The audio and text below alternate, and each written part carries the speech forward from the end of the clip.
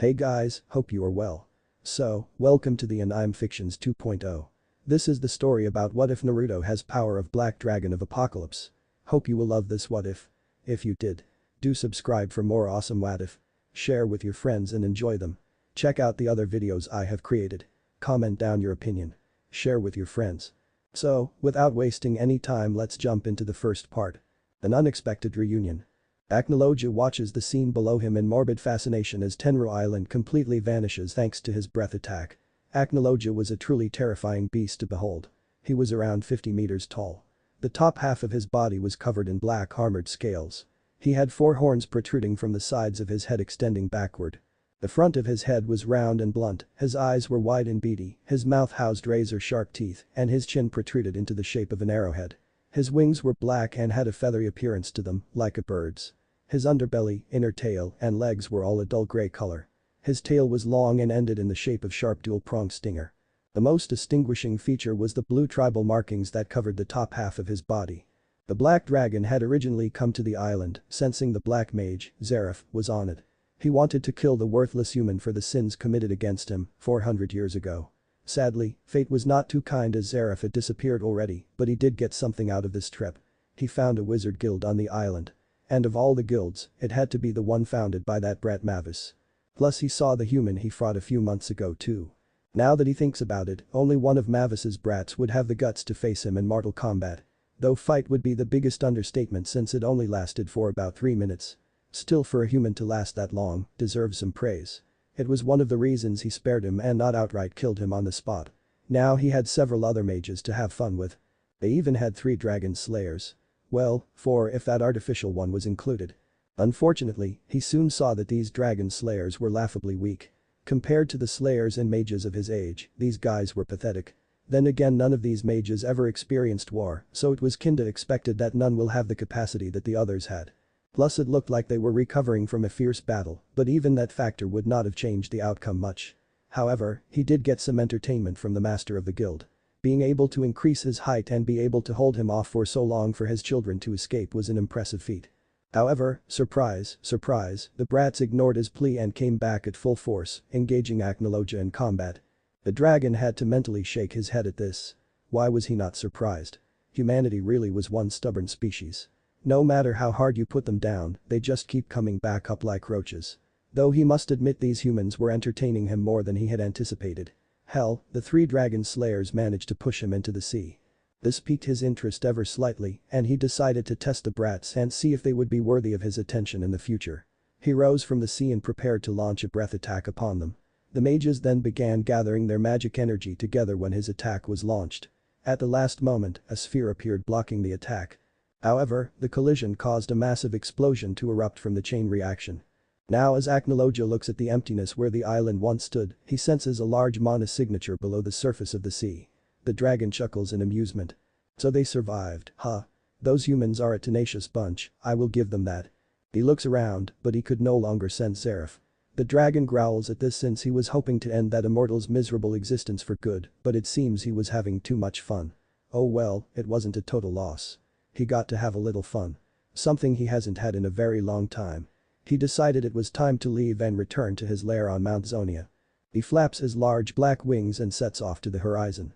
While he flies back home, he remembers a time when he was once human like everyone else. One that fought with the same tenacity and loyalty for his fellow comrades. He was loud, brash, and idiotic like that fire dragon slayer. But he was betrayed by the very people he fought for, and those he thought he could trust just left him behind as he was slowly tortured and rotted away until he was finally executed. What was his name? It had been so long that he became forgetful of his old name. He had gained so many names throughout the centuries. Aknoloja. Pinslayer. The Dragon King. The Black Dragon of the Apocalypse. The Dragon Slayer King. The symbol of fear. Brackle, the dragon. Avatar of destruction. The Black Dragon in the Book of Apocalypse. These were all just a few of the names that he acquired in the 400 years he's been alive. But his human name? He hadn't used that in a very long time. What was it again? Ruto. Nato. Menma. Naruto. Naruto. That was his name. Naruto Uzumaki, future Hokage of Konoha, believe it. He chuckles in amusement as he remembers his old catchphrase. That was what he used to scream at everyone. It was his idea that if he became the Hokage, then everyone would begin to look up to him. It was only when he was imprisoned that he realized how foolish that dream really was. They would never accept him no matter what he did for them, they would always see him as a demon. A monster. Which was really ironic, considering what he is now. Plus, needing to become the strongest to get everyone to see you and accept you was a foolish goal. People either saw the real you from the very beginning, or they saw what they wanted to see. Sadly, only one person saw him for what he truly was. A sad little boy that wanted to be accepted, to be loved. The one girl that did this for him, but he never noticed, or was it that he couldn't accept her? She was the only one to try and visit him in prison for comfort and not to scorn him. It was when she confessed her love to him that he felt truly happy for a very long time and at peace at his impending doom. They made a promise to one another on that day that they swore to honor for the rest of their lives. Sadly, Naruto or Acnologia now had long forgotten that promise after everything he went through in his second life. He wondered how the girl's life was and if she was strong like she promised she would become. Part of him wishes he could see her again, but he had no way of going back to his old world on his own. Perhaps one of the dragons would help him. However, he rid himself of that idea as quickly as it came. None of the dragons, nor any of their allies, would help him with anything he asked of them. Especially after the slaughter he caused 400 years ago. He won't deny that part of him enjoyed the death and destruction he caused, but not all of it was his fault. However, it was pointless to argue who's to blame and regret. He did wonder though why none of the elders or the deities of the dragon race have done anything to stop him. Perhaps going to them, he may get an answer. However, before he could allow himself to ponder any further, a flash of light appears before him, blinding his line of sight. He growls at whoever is foolish enough to surprise him. Who dares come before Acnologia, the Dragon King? Acnologia got no answer as the light got brighter before it envelops his entire form. When Acnologia finally regains his sight, he sees nothing but an endless, white void around him. He growls in annoyance. Who has called me here? Show yourself, you are a coward. Who the hell are you? You look like an overgrown lizard. Roared a voice behind him. He looks behind and is shocked at who was yelling at him. The first person was a woman with a slender and feminine build. She stood at 5'4". She had blood, red hair that went down to her ankles with 2 shoulder-length bangs on each side of her face. There was one black hair clip on the left side of her head. She had violet eyes and a light skin complexion. She was wearing a high-collar white blouse under a loose-fitting green dress. She looked rather annoyed. The other was a tall tan man that stood at 5'9". He had spiky blonde hair. His eyes were a deep shade of blue. He wore a long-sleeved blue sweatshirt with 2 red swirls on the sides of his arm. On top of that, he wore a light green vest with 6 pockets on the front. The most noticeable attire he had on was the white short-sleeved cloak with the fire patterns at the bottom. The man was trying to calm the woman down. A third shocked him the most and who he paid the most attention to. She was standing at 5'4". She wore a light lavender, sleeveless kimono-style blouse that was tied with a violet obi around her waist. She had short dark navy pants with thigh-high stockings, along with black high-heel boots. Her hair was a dark blue with a cut at the front while reaching past her waist. She had 2 bangs that reached her chin. The most noticeable thing was her eyes, they were pupilless and had a hint of lavender in them. The last occupant was a giant orange fox with 9 tails. His eyes never lost track of the dragon in front of him. Acnologia could not believe what he was seeing. Before him were Kushina Uzumaki, Minato Namikaze, Hinata Hyuga, and the Kyuubi or Kurama as he told him before he died. The black dragon thought someone was playing some sick joke with him. Well, he was not in the mood for mind games. He opens his wings and begins to release his magical power in his rage, which puts everyone on guard. Alright, you had your fun. Now show yourself, you damn cowards. I am in no mood for your trickery, now reveal yourselves. Hey, I was talking to you, you overgrown garden lizard. Listen to me when I am talking to you, Tebane. Kushina screamed. Acnologia turns to look at Kushina with an annoyed scowl appearing on his face before pointing one of his claws at her. I have nothing to say to you, woman. Go take your blonde idiot of a husband and go fuck each other's brains out till you die. Since that is all you two can do, right? Fucking and dropping dead. Minato's and Hinata's jaws dropped at the insult, while Kurama was doing his best to bite back the laughter that was going to erupt. That all stopped when they all felt a dark aura and turned to see that Kushina was not amused at all. In fact, she was pissed off in every sense of the word. Her hair was split into 9 tails and her face and eyes were red like her hair. She was out for blood and bloody hell she will get it spilled. You bastard. Let's see if you can insult me after I have you caged down. She screamed at him. Suddenly several golden chains erupted from her body heading straight for him. Knowing exactly what those chains can do, Acnologia takes to the air and begins evading them as much as possible to not get captured. Your chains may be able to capture her, but let me make some things clear. I am no lizard, I am a dragon. Second, I am no, so those chains are nothing more than a nuisance to me. He roared at her. Kushina got even more annoyed, but before she could retort, however, a massive chakra pulse causes Kushina and Aknologia to pause as they both turn to see Hinata glaring at both of them with great intensity with her activated. Both of you, that's enough. We are in the middle of nowhere, and what do the two of you do? Acting like two children having a temper tantrum. Kushina, I know you're mad at his insults, I get that, but you need to let this go. For all of us, we know he could be equal to, if not greater than, Kurama. That's debatable, Hinata, Kurama growled. Hinata turned to glare back at Kurama in annoyance. Whatever. We need to calm down and think this through. Can we all please do that? She urged everyone. No one argued with her before she turned to the dragon above them. Dragon-sama, may you please come down to talk? I promise you, we mean no harm. So can we please talk in a civilized manner and find a way out of here? Aknologia looked at the girl in wonder. This was not the same girl he had seen before his execution. Looks like she has kept her promise to me after all. He thought in amusement. Alright Hinata-chan, we will talk. Hinata, feeling a little unnerved by the way she was addressed, nodded. Kushina and Minato were also concerned and a little weary with how familiar this dragon seems to be with them. Dragon-sama, how did you know Hinata-sen's name? Plus how did you know that Kushina and I were married? Minato asked with a calculating gaze. You also knew what it was and that Kushina's chains can affect them. How do you know so much about us, since there are no dragons in our dimension world? Kurama demanded in a suspicious tone. Everyone turns their attention to the dragon before them. Said dragon was debating what he should say. He decided to have fun with it for a bit. The reason I know so much is that I was once a resident of your world. This surprised everyone since they would have heard something of a black dragon roaming around the elemental nations. How? There were no dragons in our world as far as I know. Are there? Minato asked as Kurama and Hinata shook their heads. The reason you've never seen me is that I was once a human before I became the form you see before you now. A human you all know very well. That threw them for a loop. He was human before a human they all knew. But this left the question. What humans did Kurama, Hinata, Minato, and Kushina know? The former two were feeling a pit forming in their stomach as they thought longer about what the dragon said. Aknologia looked at the girl and gave her a fanged smile that increased her anxiety tenfold. You changed a lot more than I expected, Hinata Hyuga.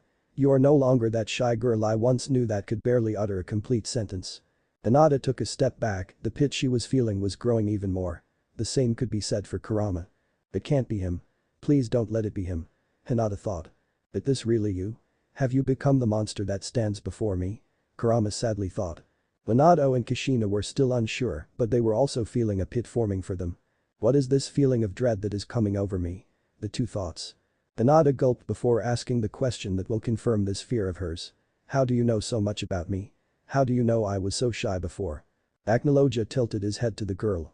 I know you because you promised me the day before my execution that you would change and become the strongest Kunoichi in your village. It was also when you confessed your undying love for me. Does that ring any bells? Aknologia retorted. It did ring some bells. Hinata took several steps back before covering her mouth. Her eyes wide as tears fell from them. Kurama was looking at Aknologia with both shock and sadness. And Naruto-kun? She asked. Minato and Kushina snapped their heads between the girl and the dragon. Hinata, what did you say? Minato shook his head. He hoped he heard wrong. His wife was also shaking, hoping this was all a nightmare. Hinata did not turn to them and instead focused on Aknologia. Are you Naruto-kun? She asked again. Aknologia simply sighed before looking at her again. Yes. I am Aknologia, the Dragon King. The Black Dragon of the Apocalypse. But when I was human, I was a shinobi. I was known as Naruto Uzumaki. The last of Kurama, the Kyuubi no Yoko. The occupants just looked at him in shock, sorrow, and horror. The latter being Minato and Kushina. Hinata took several steps before she was in front of him. She slowly puts her hand on his snout and gently rubs it. Naruto-kun, she said quietly. Aknologia would never say it, but he was enjoying the girl's soft hands on him. They were so warm and comforting. It reminded him of Anna and the others. He decided to play nice with her. Aknologia's body began glowing brightly, which made Hinata pause and take a step back. Everyone was shocked as he continued to shrink and his features changed until they became more human. He continued to shrink until he was about the same height as Hinata, if not slightly taller. When the light died down, the sight before them shocked them for a new loop. Where Aknologia once stood now was a man with a well-defined face and a chiseled chest littered with several scars around his torso and arms. His only form of clothing were black baggy pants and a black cloak. He had a necklace of fangs around his neck. He had spiky blonde hair like Minato's. He had slitted eyes with the deepest shade of blue that anyone had seen. The most striking feature was the 3 whisker marks on each of his cheeks. It was Naruto Uzumaki. A much older Naruto Uzumaki. The man looked at the girl in front of him before slowly putting a hand on her cheek. This startled the girl before she allowed the warmth of his hand to fill her. "I have missed you, Hinata," he said softly.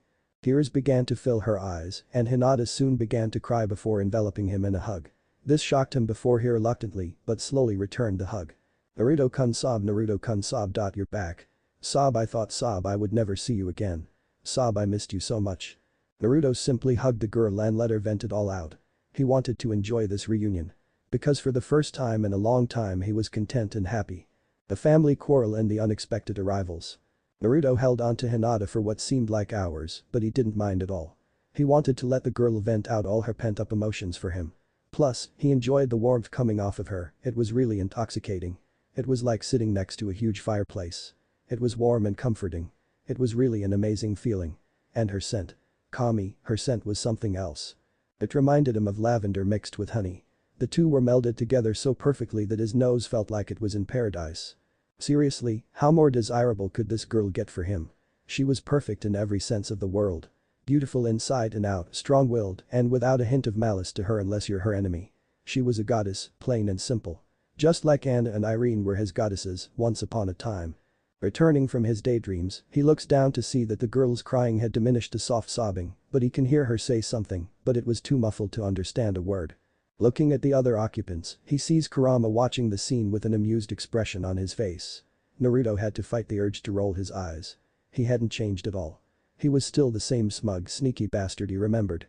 He turned to the other 2 occupants and saw his parents watching the scene in shock. His mother was shaking while covering her mouth with her hands, while his father was just too shocked to say or do anything. He decided he needed to address the other occupants, so he looked down at the girl before cupping her face with his hands and bringing it up so she was looking right at Naruto.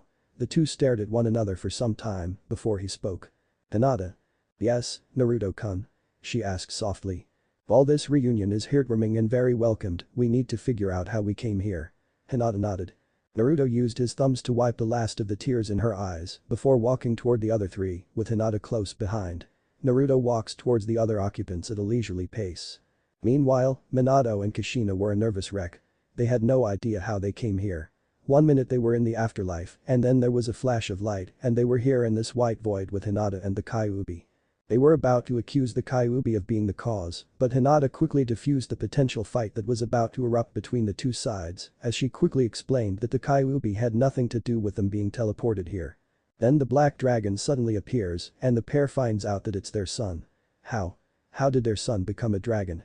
The better question is what happened to him and what's his relationship with Hinata? Not to mention, why did they feel like their son hated them? That left a cold pit in their stomachs at the thought. Just what happened to their son? As the aforementioned boy. No man approached, they wondered what he would say or do to them. Will he hug or attack them? However, Naruto did neither of the two. Naruto just walks right past them and not even acknowledging them and continues until he is right below the Kyuubi. "It's good to see you, Kurama. It has been a very long time." Kurama smiles. "Yes, I guess for you it has been a long time. For me, it's been 8 to 9 years. Still, I'm glad to see your ugly mug again, kid. I see death has not changed your smart mouth, you baka kitsune. But I still missed you." Kurama snorted. "Please compared to your vixen, our reunion isn't that great. Oh, by the way, how did your vixen feel? You got an up-close experience with her assets. How was it?" Hinata was blushing madly at the question that the Kyuubi asked Naruto. Naruto's answer just made it worse. "They were soft, warm, and comforting. Overall the best feeling I've had in a long time." Hinata was by this point reaching atomic levels of red before covering her face with her hands as steam blew out of her head. Kurama snorted before he began laughing like a maniac.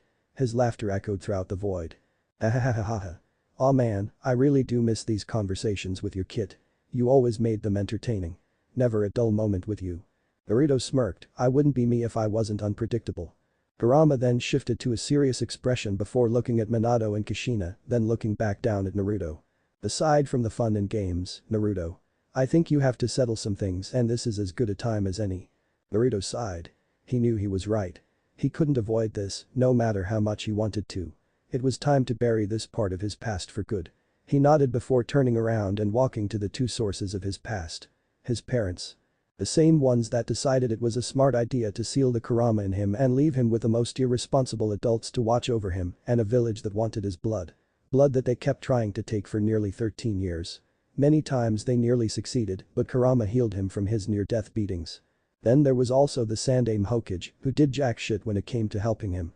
All he did was send the mobs that hunted him to INT, but they always got out and came right back to hunting him. All because the useless old man could do nothing against the civilian and shinobi councils.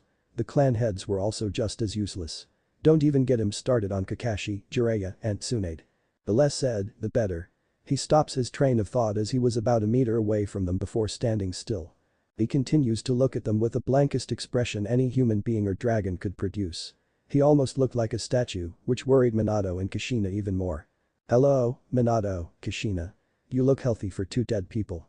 The aforementioned duo flinched at the dull, bland tone in their son's voice. Minato gulped before looking at Naruto's blank, cold eyes. "Then Naruto, do you know who we are?" "How could I not know the great Yondaime Hokage? The great slayer of the Kyuubi and the savior of Konoha. Then we have his wife, Kushina Uzumaki Namikaze. You are like gods to the people of Konoha. Why wouldn't I know who you are?" Naruto spoke blankly. "Naruto, I meant." "I know what you meant, Yondaime." Naruto cuts him off before he continues. "So, you know. That you are the parents that ruined my life and left me for dead in Konoha. Yes, I know exactly who you two are." The two flinched at his cold tone, but they were confused by what he said. "Naruto, what do you mean we ruined your life?" "I mean I know having the Kyuubi and you may have been bad, but you had Sarutobi, Kakashi, Jiraiya, who we named as your godfather, and the good people of Konoha to look after you."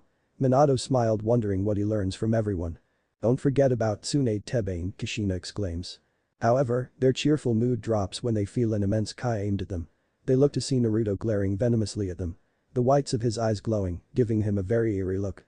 Kurama and Hinata flinched knowing the bomb those two set off. Naruto continued to glare for a good while before he spoke in a cold whisper. "Not that bad. Looked after. Good people of Konoha." His voice was growing much angrier and louder. "You stupid, naive, idealistic idiots." At this point, his voice was raised higher. He was now screaming at them. "You have the nerve to say to my face while smiling no else. What fucking village were you living in? And to answer your question, no. I was not well looked after. The moment after you sealed Kurama within me, I had people screaming for my death. Jiraiya, Kakashi, and Tsunade, as you well put it, did nothing for me.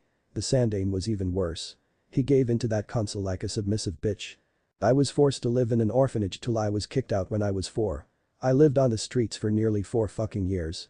I was put in an apartment building in the red light district of Konoha. Hell, the residents there treated me more human than the rest of the village. I have been beaten, tortured, stabbed, electrocuted, burned, drowned, and raped by the very people you saved. And you know what they said as they did all that to me?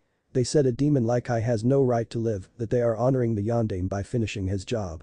So you tell me, what in the fucking hell did you think you were doing when you gave me a death sentence in that village?" By the end of his rant, Naruto was panting so heavily that he was wheezing. He had been keeping all his hatred bottled up for a long time, and hearing that garbage from their mouths finally set him off, and he just let it all go. Still, it felt good to release all his pent-up rage. Plus, he took a sadistic pleasure in breaking their naive perfect views of their beloved village. He was a very fucked up individual, that's for sure. Now if they didn't believe him, he'll just kill them and find his way out of here with Hinata's and Kurama's help. Though could he kill them, since they were spirits? Maybe his magic can test out that theory. Taking souls from the living is one thing, but he's never tried it against the dead. He is cut from his train of thought when he feels a hand on his shoulder and looks over it and sees Hinata looking at him in concern. He gives her a nod to confirm that he was fine. "Yo. EY. A voice softly says. Naruto and Kurama with their heightened hearing picked it immediately. Naruto sighed in annoyance before looking at the two and saw both their heads down, their bodies shaking. "Excuse me? You wanna repeat what you just said, human?" Naruto growled out at his human father. Minato looks up. "You're lying. There's no way that happened to you. Konoha is one of the best villages in the elemental nations. Konoha would not do those things to you." Minato yelled in denial. Kushina looked like someone whose world had been completely crushed and hoped everything she heard was a lie. That couldn't be true. The people of Konoha loved him and her wife, surely they would love their son as well. Surely they would see Naruto as their savior and protector and not the fox sealed within him. And even if they didn't, the Sandaime, Jiraiya, and Kakashi would have watched over him. They promised that the boy would live to have a happy childhood and become a great ninja. The people they trusted and risked their lives for wouldn't turn their backs on them and their son so easily, right? Naruto palmed his face with both hands as he was trembling in rage. He slowly takes his hands off as his parents take several steps back in fear as Hinata and Kurama get very worried. Naruto's eyes were completely white and brightly shining with a pale glow. However, before anyone could react, Naruto appeared in front of them looking at the two with a malicious smirk. A smirk that promised pain and suffering. Without a second to react, Naruto slammed a swift uppercut into Minato's gut. The air left Yondame's lungs as he felt his muscles and organs twist due to the sheer force of the punch. Naruto's smile widens as he heard the sounds of muscles and organs being twisted and squeezed to the brink of being ripped apart. It was music to the Dragon King's ears. And oh boy. Doing it to his human father. Naruto, using the term very loosely, made it all the more enjoyable. Minato coughed out blood and spit as he flew back a few feet. He began coughing profusely as he held his stomach in pain. However, Minato had little time to contemplate his injuries as Naruto appeared right in front of him. Kushina lunged forward to try and stop Naruto, but the blonde king merely disappeared in a blur before hoisting her into the air through a vicious vice grip to the throat. Kushina. Minato croaked. Naruto smirked as he viciously slammed her into the ground as Kushina grunted in pain. Minato tried to get up, but one swift kick from his son sent him back to the ground. Minato grunted in pain as he and Kushina looked up to see their son going through several hand gestures that resembled hand signs. Suddenly a seal appeared in each of their abdomens. Minato and Kushina began panicking as they couldn't feel their chakra anymore. Hell, they couldn't move a muscle. What was happening? What have you done to us? Minato coughed out. Naruto smirked. I just added a seal that seals away your chakra and makes you immobile. Making sure you can't run away. Naruto explained as he lifted Minato by the collar of his shirt. Minato was panicking and was about to say something, but a harsh punch in the gut made him choke on his words. No more talking. Now take your beatings like a man. Naruto sneered as he reared his arm back and wham, wham, wham, wham. Naruto punched Minato again and again.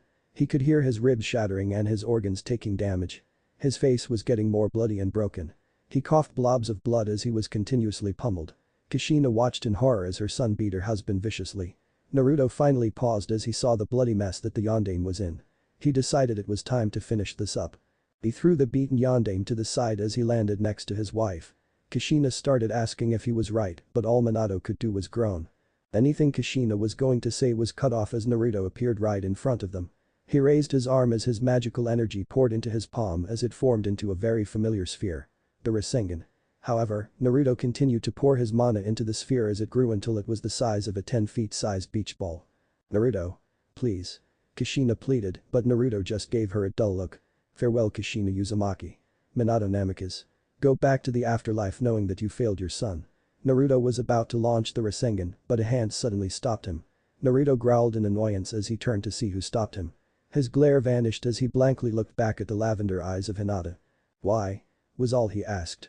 Hinata frowned sadly as she continued to look at her crush lover husband. She gave a quick glance to Kushina and Minato, and her frown deepens as she saw the petrified looks on their faces. She quickly turned back to Naruto's blank stare. That's enough. Don't do this. Hinata finally said. Naruto's stare became fierce, but before he could say anything, Hinata continued. Naruto. She began slowly. I understand you are angry. I get it. Kurama gets it. You've bottled up all your anger and hatred for Konoha and your parents for so long, and I can tell you have been through much in this world. And after hearing what your parents said, you finally just snapped and vented it out on them. I understand, Naruto. But I can't allow you to continue. I will not allow you to get consumed by your anger and hatred and make a mistake that you will regret. Naruto was about to speak, but Hinata cut him off. No, I am not done, so you will listen to me, Naruto. Right now we have bigger things to worry about. Such as figuring out who brought us here. So I need you to calm yourself down and not let your anger consume you. This is not you. You are not the masked Uchiha and you are nothing like Sasuke. So prove that right now that you are not an Uchiha and just cooperate with them until this matter is settled. You don't have to like or forgive them. I can't ask you to do that nor can I force you to. But you promised that we would work together to find out who brought us here. So can you settle down or are we going to be stuck like this until you do? Because I will if I have to. Naruto was torn between growling in anger or laughing in amusement. Hinata had truly changed since the last time he saw her, which made her all the more desirable to take at the moment. The only time she ever remotely talked like she did now was during their time together. Well brief, it was one of the best times of his life. He wanted to argue, but deep down he knew she was right. Despite hating his parents, killing them will get him nowhere. They needed to work together to figure out how they got here. He sighed before dispelling the Rasengan as his eyes went back to normal. The others sighed in relief, though Minato and Kushina were more noticeable. The two flinched as they saw Naruto staring at them. The three stayed in a deafening silence until Naruto raised his arm, which caused the two flinch, until he flicked his wrists as the seals on their bodies disappeared. Naruto flicked his arm once more as Minato's body glowed as all the injuries he sustained disappeared. The two stood up as they looked up at Naruto in confusion. Don't get the wrong idea. I did it because if we want to find out who brought us here, we need to be in tip-top shape, and having you beaten and bloody, while amusing for me, would be nothing but a hindrance. The two flinched but nodded. Naruto turned to Hinata, who gave him a proud smile. Now Naruto, who do you know that would be capable of summoning the five of us here? She asked. Perhaps we can answer that question, young lady. A voice stated. The occupants turned their heads to the source of the voice and were shocked at who the origin of the voice was. Two figures approached them. Both of these beings were equal in size to Kurama and were dragons like Naruto was when he first appeared in the White Void. The first one had an aquamarine scales covering the top half of his body, while his lower body was covered in gray scales. His wings were bat-like, just like the typical depiction of a dragon, and colored aqua like his skin. His eyes were a very light blue that matched the sky on a bright summer day. He had a white flowing bear tied with a golden band going down his chin and had 4 horns on his head, 2 horns on the top of his head and 2 on his side that was golden at the tips and extended outwards and inwards respectively. A white unibrow covered his forehead and went up to his hair. He had 2 golden plates on his shoulders that connected at the front of his body with a chain. At the end of the chain was a large blue jewel. Past the plates was a long dark blue cloak that reached the end of his tail that had 2 golden bands like his beard. He also had 2 brown packs on both of his sides that were filled with books and scrolls. That dragon surprised Naruto, but it was the second that surprised him the most and made him feel something he has not felt in a long time. Fear. The second occupant was a completely black dragon, similar to Naruto's form, but his underbelly was a much darker shade of gray. He had 4 fingers for his claws and talons. His wings were also bat-like in design and had black transparent skin on them. He had 2 horns on his head and 4 on his chin. He had amber eyes with black horizontal slits. He also had bone-like horns that started on his head and then went down his spine to the end of his tail that was in the shape of an axe. The most noticeable attire on this dragon was the silver necklace around his neck that seemed to have an indentation in the center for some kind of jewel. Naruto was shaking at who was in front of him. Hinata looked at him in concern at how afraid he seems right now. She taps him on the cheek with her hand, which snaps him out of his trance for him to look at her in fear, which worries her even more. Naruto-kun, what's wrong? You look so shocked and scared. Please, tell me. Hinata pleaded. Naruto remained quiet, but a cough from the dragons got their attention. I believe we may answer why young Naruto is feeling so anxious in front of us. The blue one said with a smile. Hinata looked at them in worry, while Kurama looked ready to fight if necessary. The blue one's smile increased when the girl asked who they are. The silence that encompasses the room was deafening. Kurama and Hinata were looking between the dragons and Naruto in shock. Naruto killed his surrogate father. Why though? What would cause him to do such an act against a being who most likely raised him like a son? Power. Revenge. None of those matched with Naruto's beliefs or ideologies. But they had no idea how long it has been for Naruto after his execution. So it's possible that he changed to someone much more bitter and vengeful than his old self. However, any doubts were removed when they saw how the aforementioned blonde was taking the appearance of the 2 dragons. In layman's terms, Naruto was shaking like a frightened rabbit. They could tell Naruto was terrified of speaking with the former Dragon King, let alone being in the same room as him. Speaking of Naruto, said blonde could not look at Thorin in the eye. He had disgraced the great legacy Thorin had left him with his actions during the Dragon Civil War. He spat on his ideals and his last wishes. That was why at the moment he had his head lowered in shame, not being able to look at Thorin directly. As far as he was concerned, he should not be king. And yet, none of the dragons came after him to take the crown. Was it because he was the strongest or because the crystal still saw him worthy? But why though? He had done nothing to earn that title or its benefits. All he did was bring the dragon race to near extinction. Hell, all he has been doing for the last 400 years is destroy countless empires and civilizations. Even if many were ruled by tyrannical men or were followers of Zeref, he didn't just kill the king, he killed everything. Every man, woman, and child was eradicated by him. It was literal genocide. He brought nothing but death, destruction, and annihilation to anything and anyone that came in his line of sight. All in the name of filling the empty void that had not closed in those 400 years. The blonde was cut from his musings when a black claw touched his chin and lifted his head. He locked his eyes with Thorin. While he expected rage or disappointment, he did not expect a gentle expression on Thorin's face. He merely smiled at Naruto's bewildered look. "It has been a long time, my son. You have grown to become a magnificent dragon, Naruto." Naruto's eyes widened and just gawked as he pushed the claw away and looked at Thorin in anguish and confusion. "How can you say that to me? How can you say all that after everything I have done? I killed you. I killed countless of my brethren in cold blood. Hell, part of me enjoyed it while I saw their lives being taken away as their eyes lost their light and they fell into the cold earth. For dragon's sake, I drank and bathed in their blood and ate some of their bodies and organs. How can you still look at me with such love and affection? I don't deserve to be loved. Why don't you scorn me? Why don't you hate me? Answer me." By the end of his rant, Naruto was on his hands and knees opening, weeping and shaking. He couldn't understand why his father still loved him after everything he has done to him, to their people, to his legacy. Hinata could not stand anymore and watch her beloved look so broken. The last time she saw him like this was before his execution.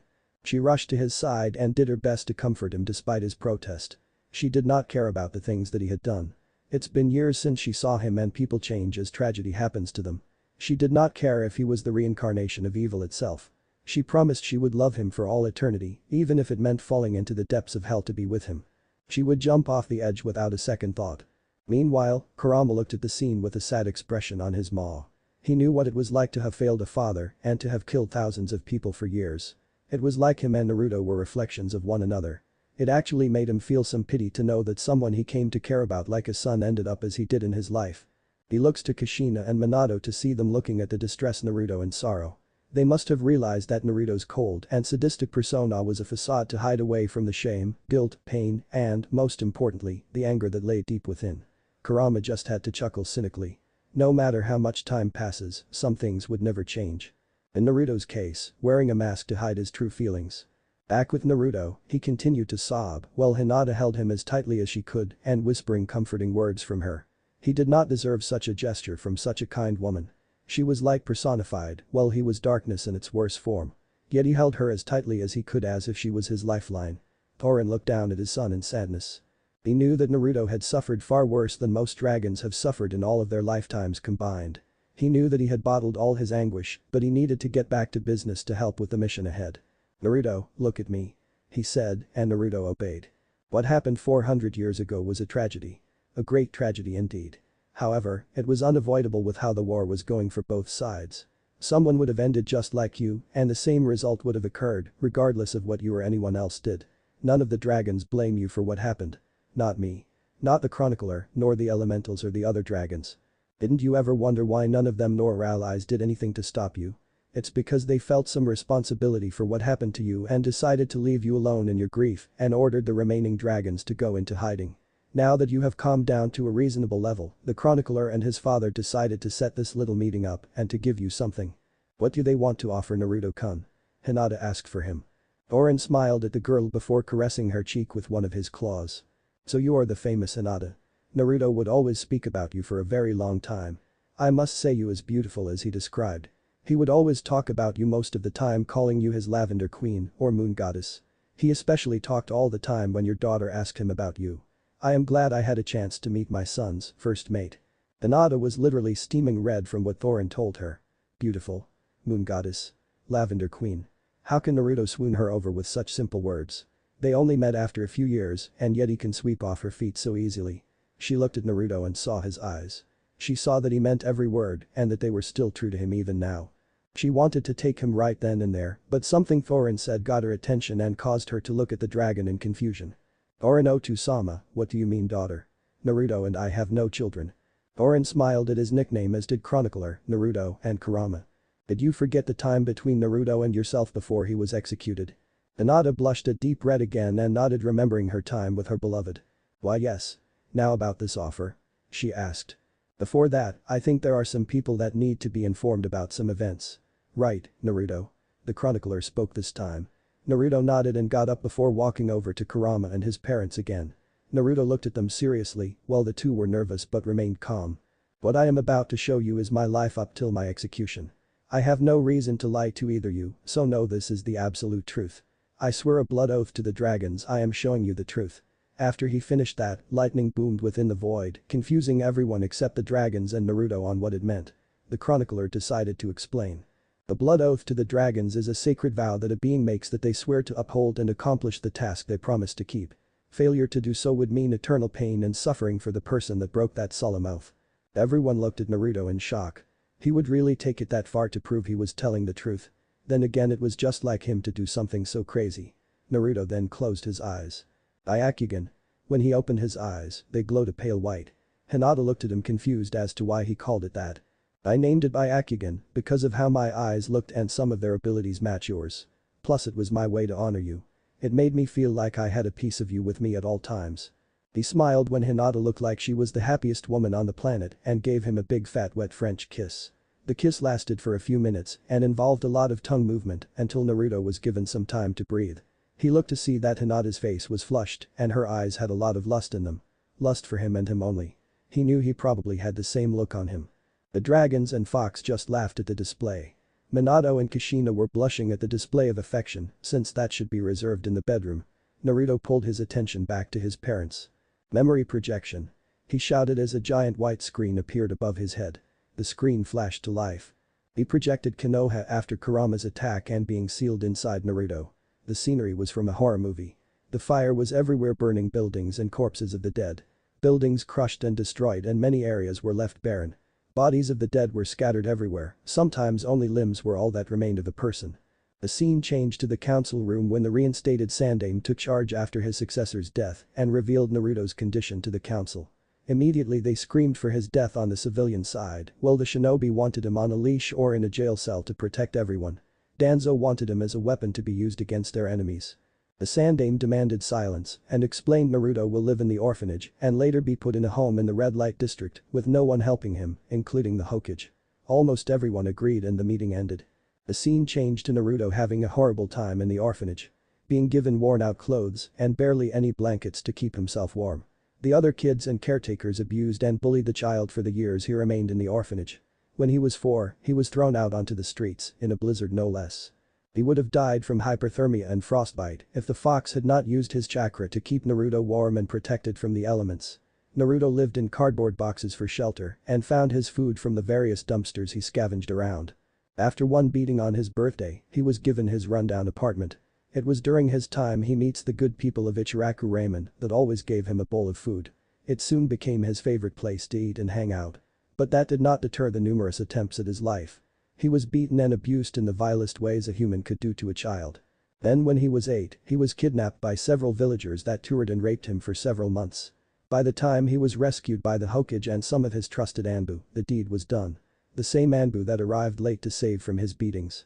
After his rescue, Naruto was an empty husk. He cared nothing for anyone or anything. He was tired of the pain, of all the suffering. So he took a knife in his home and pierced his heart with it. He fell to the floor as he was drowning in a pool of his own blood. But the fox saved him from death and he was taken to the hospital to speed up the healing. After release, Naruto would try to end his life for months, but each time he failed miserably. Naruto finally just gave up on trying to end his life, then he came up with the idea of becoming Hokage and gaining everyone's love and appreciation. Since everyone looks up to the Hokage with love, awe, respect, and look up to him for guidance, he decided to do the same. He entered the academy to become a ninja, but he quickly saw that his teachers did everything possible to sabotage his learning. Naruto decided to play pranks to get back at them and to vent out his hate to the village. Plus it was a good lesson in stealth and he managed to outrun the Chunin, Jonin, and even Anbu chasing him for hours. He literally painted the village's monument in broad daylight in a neon orange jumpsuit and no one caught him until he was done. The day he failed for the 3rd time he was tricked into stealing the scroll of ceilings, which was a relic of the village. He mastered a forbidden technique from it in just a few hours. The technique was called the Shadow Clone Jutsu, which creates solid copies of the user. These copies were self-conscious and able to think for themselves, but usually acted identical to the original. The main thing was that anything they learn or experience goes to the original user after they are dispelled in a cloud of smoke. He used it to save the one teacher that cared about him and beat the other teacher that tricked him to stealing the scroll. He was put in a team with his crush Sakura Haruno and his emo rival Sasuke Uchiha. His teacher was a masked cyclops by the name of Kakashi Haddock. He was a lazy bum that always arrived 3 hours late and gave the worst exercises you could have ever heard. He gave lousy exercises and always focused on Sasuke. Sakura never cared and always fawned over Sasuke. She would always berate and hit Naruto whenever he tried to cheer her up or ask her out. Then came his first mission outside the village that went from a simple C rank to an A rank. It was during this mission he learned what his ninja way will be and how he will his life in the shinobi world. Then came the chance to advance in ninja rank, the Chunin exams. It was broken into 3 parts. A written part, which went off with little trouble. The second part was a survival exam in an area called the Forest of Death. That is where things went to shit. First, the 3 got separated from each other by a powerful wind attack. Then Naruto gets eaten by a giant snake. Then after he gets out he finds his teammates being attacked by the guy that sent that snake. This man was Orochimaru. Naruto used some of Kurama's chakra to fight him, but he was knocked eventually by having his connection cut off by Orochimaru. After the snake marks Sasuke with a curse mark, he leaves them to their own devices. His team barely makes it to the 3rd stage. The preliminary stage was set to narrow down the numbers. Naruto is able to win as did Sasuke. Sakura ends her fight in a draw. Naruto then makes it his personal mission to beat Neji for nearly killing Hinata in their match. Naruto and the others had 1 month to train before the 3rd round. Naruto meets Jiraiya for the first time. Jiraiya was one of Orochimaru's teammates and both studied under the Sandaime. He teaches Naruto how to summon toads and use Kurama's chakra consciously. This was when he meets Kurama for the first time. After that Naruto relaxes until the fateful day of the exams. Naruto nearly loses to Neji, but Kurama's chakra helped him pull out a win. Then during the last round, Orochimaru initiates an invasion he had been planning along with another village, Suna. Naruto ends up fighting Gaara who had Kurama's youngest brother, Shukaku, inside him, but driven insane by the faulty seal that caused Gaara to have insomnia. Naruto was able to change Gaara's view on life, but many died in the aftermath of the invasion, including the Sandaime. Naruto and Jiraiya go to find the Sandaime's last student, Tsunade Senju. She is the greatest healer in all of the elemental nations and the strongest female ninja. She was in her 50s like her teammates, but looked to be in her 20s because of a special technique. Naruto finds out she is a drunken mess because of the loss of her loved ones during the last war and compulsive gambler with horrible luck. He is able to get her out of her drunken mess and convince her to return to the village, but not before there was a battle royale between Tsunade and Jiraiya against Orochimaru and his assistant Kabuto. Kabuto was in his late teens with silver hair tied in his ponytail. He wore round glasses and purple pants with a matching shirt and fingerless gloves with a white sash tied around his waist. The fight ended with Orochimaru and Kabuto running away. Though while Naruto did barely anything, he did learn his father's signature move, the Rasengan, during this time as a consolation. After they returned to Konoha and Tsunade became the Goddamn Hokage, Naruto went on several missions, including saving an actress that turned out to be an actual princess of Spring Snow Country and helping a powerful lord in the land of tea. However, everything went downhill when Sasuke tried to leave for Orochimaru to get more power so that he could kill his brother. Naruto and a team of his friends were chosen to go after him. In the end, it was a fight between Naruto and Sasuke at the Valley of the End. Naruto managed to take the win thanks to Kurama's chakra. He dragged Sasuke back hoping for some recognition at long last. Nope. Not even fucking close. Immediately the council said he had used excessive force to bring back the Uchiha and needed to be put down. They threw him in jail and told him that his execution would be held in a week. No one came to see him or even allowed to see him. Not his friends. Not his teachers. No Iruka. No Jiraiya. No Tsunade. No one. The last time he saw them was when he was dragged into the prison. All of his friends calling him a traitor and a monster. Apparently the council blew the lid on his secret and now everyone knew he was the Kyuubi Jinchuriki and hated him for it. His closest people, Iruka, Tsunade and Jiraiya did nothing for him and watched in silence as he was taken away. It was in his time of solitude he realized how foolish he had been in trying to change the village. It was during this time that Hinata visited him. She bawled her eyes out as she confessed her love for him. She managed to find a way into the prison and had one night of beautiful love-filled passion with him. Minato, Kushina and Hinata blush at this and Kurama helps Naruto have one thing to remember her by. He also gives Naruto his power since he has been the only one worthy of his power. He also reveals Naruto's heritage to him, which was the start of his hatred for his parents and his desire to destroy Konoha. On the day of his execution, the entire village came out to see it except Hinata and the Ichirakus. Naruto was killed by being set on fire. But he did not scream, he laughed. A bone-chilling laugh that filled the air and scared the shit out of everyone. He then told them his heritage and why Kurama attacked the village before finally dying and leaving his old world for a new one. The screen finally disappeared as Naruto's eyes returned to normal. He was panting somewhat from the overuse of his eyes since it had been a long since he went that long with a memory projection. He realized that he was seriously out of shape and needed to fix that. He looks up to see Hinata worried but waves it off. He turns to his parents and sees that they were broken in a sense. Both were crying their eyes, slamming their fists to the ground, cursing everyone, and wishing that the two just let Kurama destroy the village if this was what awaited their son. They curse the Uchiha that released Kurama and turned him on the village, they curse Sasuke for being the final nail to end Naruto's life, they cursed Tsunade, Jiraiya, Kakashi, and the Sandaime for not helping their son enough or looking after him. They cursed the entire village to the pits of hells, and most of all, they cursed themselves for damning their son. They had foolishly believed that their son would be loved by everyone and would be seen as a hero by all. What fucking idiots they had been. Their stupid, naive idealism cost their son not only a childhood, but a life in general. The question that continued to plague their minds was why? Why did the people they trusted with their lives did not do the same for their own flesh and blood? Did they just pretend to care about them and showed their true colors to Naruto? Was this really what they gave their lives for? They saved their village for their son to be beaten and killed. To be turned into a monster worse than the Kyuubi.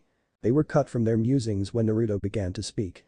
I have shown you the truth of my upbringing and now I have something to say something. Something that has been long overdue.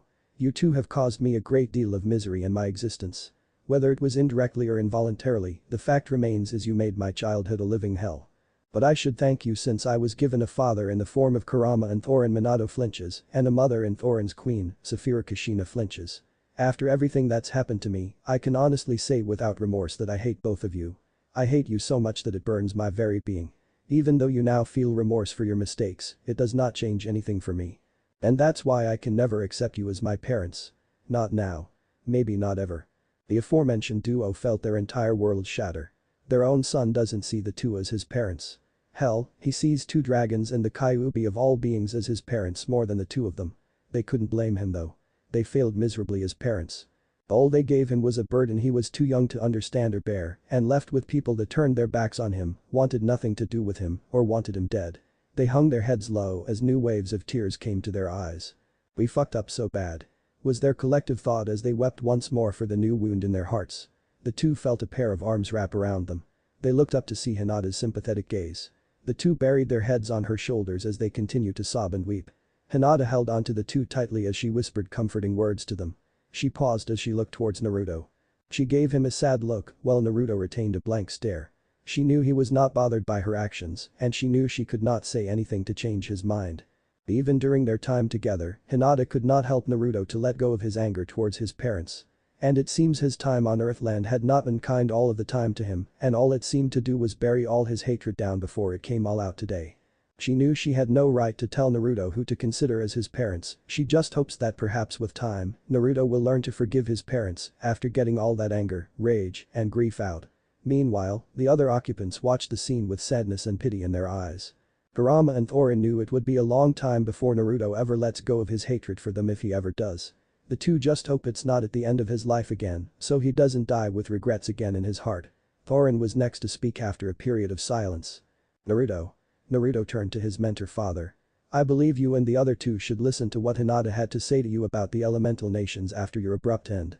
Naruto turned to the girl in question, along with anyone else in the room, as she got up after Minato and Kushina had calmed down enough to listen as well.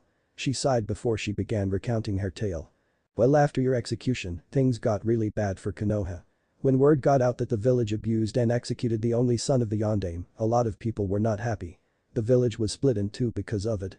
Those that felt guilty a bit late for that in Naruto's mind and those who did not care.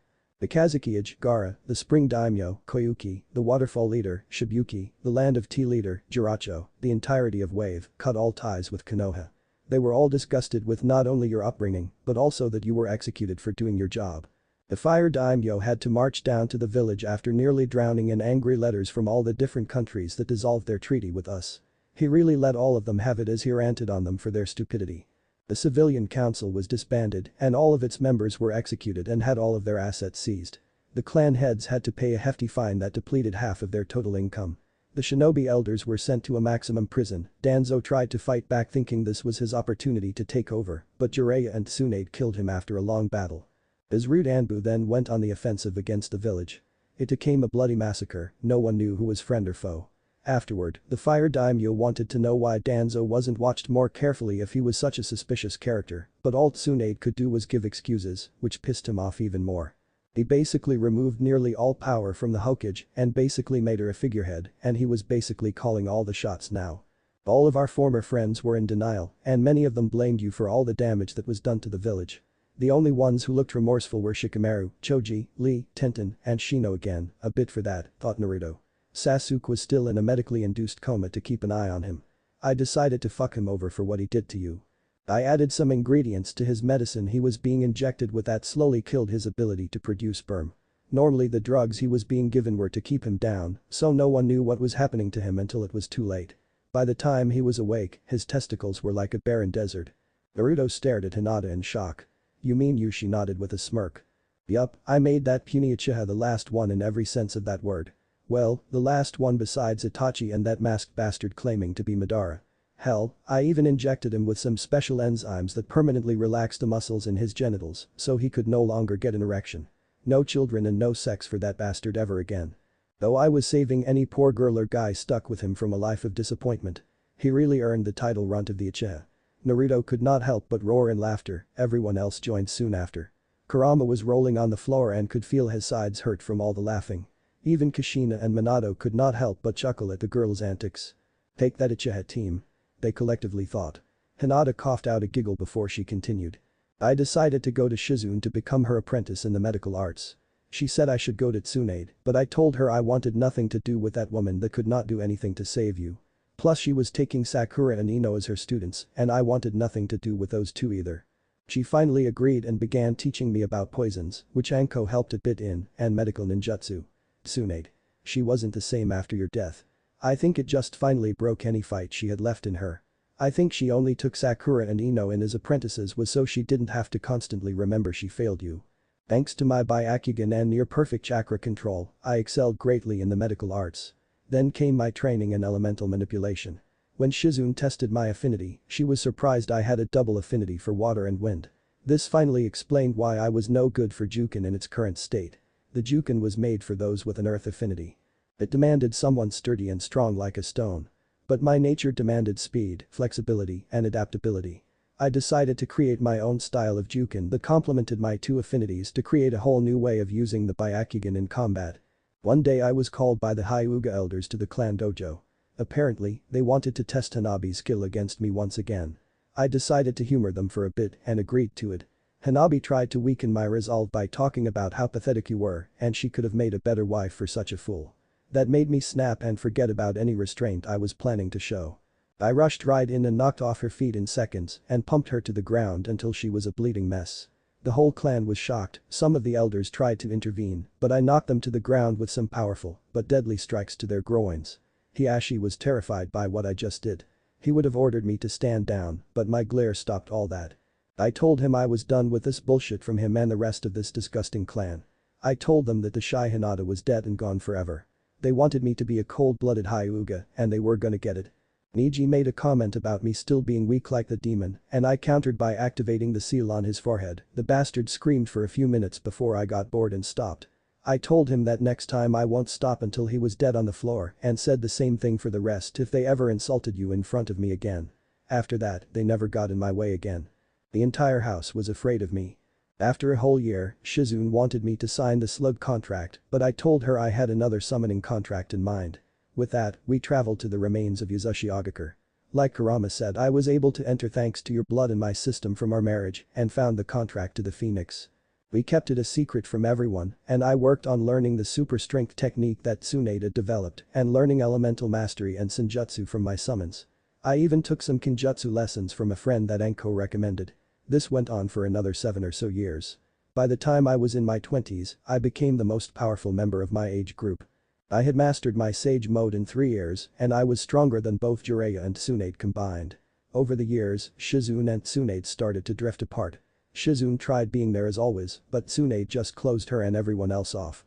Hell, even with Sakura and Ino, she kept the relationship professional and never tried to get close to the two of them. After they were done training, she only spoke to them when it was assigning them missions or handing out tasks in the hospital. Tsunade had become a shell of her former self. She was just like how she was when you found her, only worse. This time no one could get near unless it involved the village being endangered or something happening at the hospital. Jiraiya and Shizune tried many times, but nothing worked. The Tsunade Senju they knew was gone and she was not coming back. Then during the last battle in the second invasion by Oda with Iwa and Kumo helping this time, I fought Sasuke after he left for Orochimaru again a few years earlier. He proclaimed the same bullshit from before. Talking about killing off all Konoha and then going after his brother before he would revive his clan. He said he was gonna make sure I was gonna be one of his wives as a way to stick to you in the afterlife. I beat the little bastard to the ground without too much trouble since he underestimated me far too much. His curse mark form proved to be troublesome, but I handled it easily with my Sage Mode and Elemental Jukin. I ended up beating the little bastard to the ground before I smashed his face into a million pieces with my enhanced strength. Jiraiya, Tsunade, Kakashi, and Guy fought Orochimaru, the Sandaime Tsuchikage, and the Yondaime Reikage. I fought against their Jinchuriki later on in the invasion. I was being pushed to my limits even with my Sage Mode, but then I unlocked this purple chakra. The chakra of Himura Otsutsuki. It merged with my Sage Mode transformed my eyes. They evolved into the Tensagen. It gave me the edge I desperately needed. I used my new power to fight off their Biju forms and I managed to free the tailed beasts and send them back to the summoning realm, but before they left, I took a sample of their chakras for the final part of the plan we had concocted. Releasing the Biju from their vessels, which ended up killing the four Jinchuriki, had pissed off the cages of the enemy alliance. Without their Biju, they were forced to retreat, but they were not done yet. They hired the Akatsuki to help destroy the leaf and get back at me. Itachi especially wanted my head for killing Sasuke. The leaf knew it would not win easily and managed to convince Suna, Taka, Spring, and Kiri to help in the war. The daimyo even sent an army of his elite samurai. Then the third invasion occurred about 6 months later, which gave me some time to master my new powers. The battle between the two forces was bloody and destructive. I fought Itachi, Pain, and Konan at the same time. I managed to kill Konan and Itachi, but I was nearly drained from the battle. Pain saw this and would have killed me if Shizune had not jumped in and taken the blow for me. When I saw my master die in front of me I snapped. My chakra levels spiked to ungodly levels. I began absorbing chakra from all around me and I absorbed the chakra of all the Biju I had collected over the years. I achieved what Kurama and you had wanted. My hair transformed completely white with a pair of horns growing from the sides of my head, but most importantly, I grew a third eye on my forehead. The Rin Sharingan. Kurama was right, I was the reincarnation of Kagaya Otsutsuki, or to be more precise, I was the atavism of Kagaya Otsutsuki. I had the power of the literal mother of all chakra. Pain stood no chance against me and I defeated him after a long fight. I destroyed his eyes so one could ever use them again. I appeared over the enemy leaders and both sides were shocked at my new appearance. The enemy cages would not stand down and told Madara to make his move. Madara appeared in the same clothes as he did when he tried to take Kurama. That same vile orange mask pissed me off to no end. He used to the Edo Tensei to revive the previous Jinchuriki along with an army of shinobi from Legends. Some of these guys included the 7 swordsmen of the mist, bloodline wielders, my mother, Shizune, and the Uchiha clan. He tried to resurrect you but was confused when it did not work along with everyone else. That was when I knew you were alive somewhere and that gave me hope that you were happy somewhere away from all this. I used my new powers to wipe out his zombie army and barreled right after him. I managed to rip one of his arms and his Sharingan eye. I managed to damage his mask to reveal Madara or Tobi as he called himself was actually Obito Uchiha, one of your father's students. Minato and Kushina gasped in horror.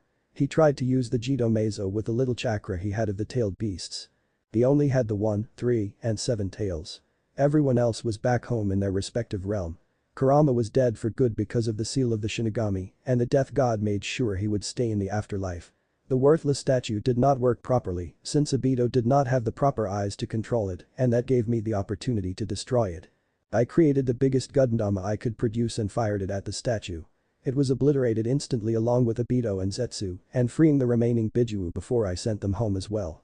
Orochimaru was finally killed in the final battle against his teammates, but so were Jiraiya and Tsunade. The Reikage was barely alive with one arm and leg. The Tsuchikage was bisected courtesy of Kakashi and Guy entering the battlefield. Kisame was dead from a fight with the rookies.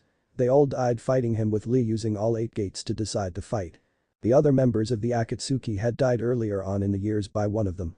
Sasori died to Sakura and Chio, Deidara died in a fight with Kakashi, trying to blow himself up with him and failed.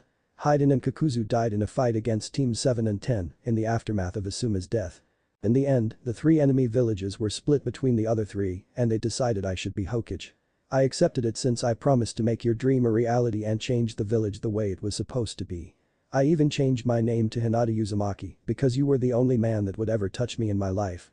I changed the Hokage monument to have you on it as well. I explained that you had inspired me to become who I became and that you were the true hero of the war. It was also to show people what hard work and dedication can lead someone to. That is about it. I reigned as Hokage for about 50 years before stepping down for someone else. After that, I traveled the world helping whoever I could before passing away peacefully when I turned 125. Naruto, Kushina, Minato, Kurama, and the others just stared in awe. Hinata had truly come a long way from who she used to be. Naruto could not have been more proud of his queen. She proved everyone wrong, and she rose to heights even he did not think were possible. He ran up to her giving a passionate kiss before grabbing her by the waist and spinning her around. "You're amazing, my queen. You passed even my wild expectations. You truly are magnificent, just like I said you would be." Hinata just laughed and gave him a kiss that he returned with equal passion. The dragons let the couple enjoy their moment before speaking again. "Naruto, as you can see, your mate grew to become a very powerful warrior. You were her symbol of strength and what helped her motivate herself to grow stronger than anyone else in her world could ever imagine." Naruto frowned before setting Hinata down before looking at Thorin. The person that motivated her was Naruto Uzumaki. "I have not been that person in a very long time. I am Aknoloja. I am no longer be the person she ouch." Naruto was cut off from his rant when Hinata smacked him over the head. "What the hell, Hinata?" Hinata just looked annoyed. "I hit you because you were spilling some bullshit again. You tell me you are Aknoloja. So what? I told you no matter what happens I would follow you into the depths of hell. If you become the bringer of evil itself I would stand by your side till the end of time. Do you hear me? I love you. Whether you are Aknoloja or Naruto Uzumaki doesn't matter. I will always love you no matter till the end of time." Naruto just looked in awe on the girl in front of him. How can she still say all that? She doesn't even know everything he has done, yet he can tell none of it would change her opinion of him. She would always love him. All he could do just look at her in amazement before giving her a hug and whispering thank you again and again. Hinata just smiled and returned the hug. Thorin just smiled before continuing. "See, my son. Even your queen sees the good in you. You may say that you have no good in you, but you are wrong.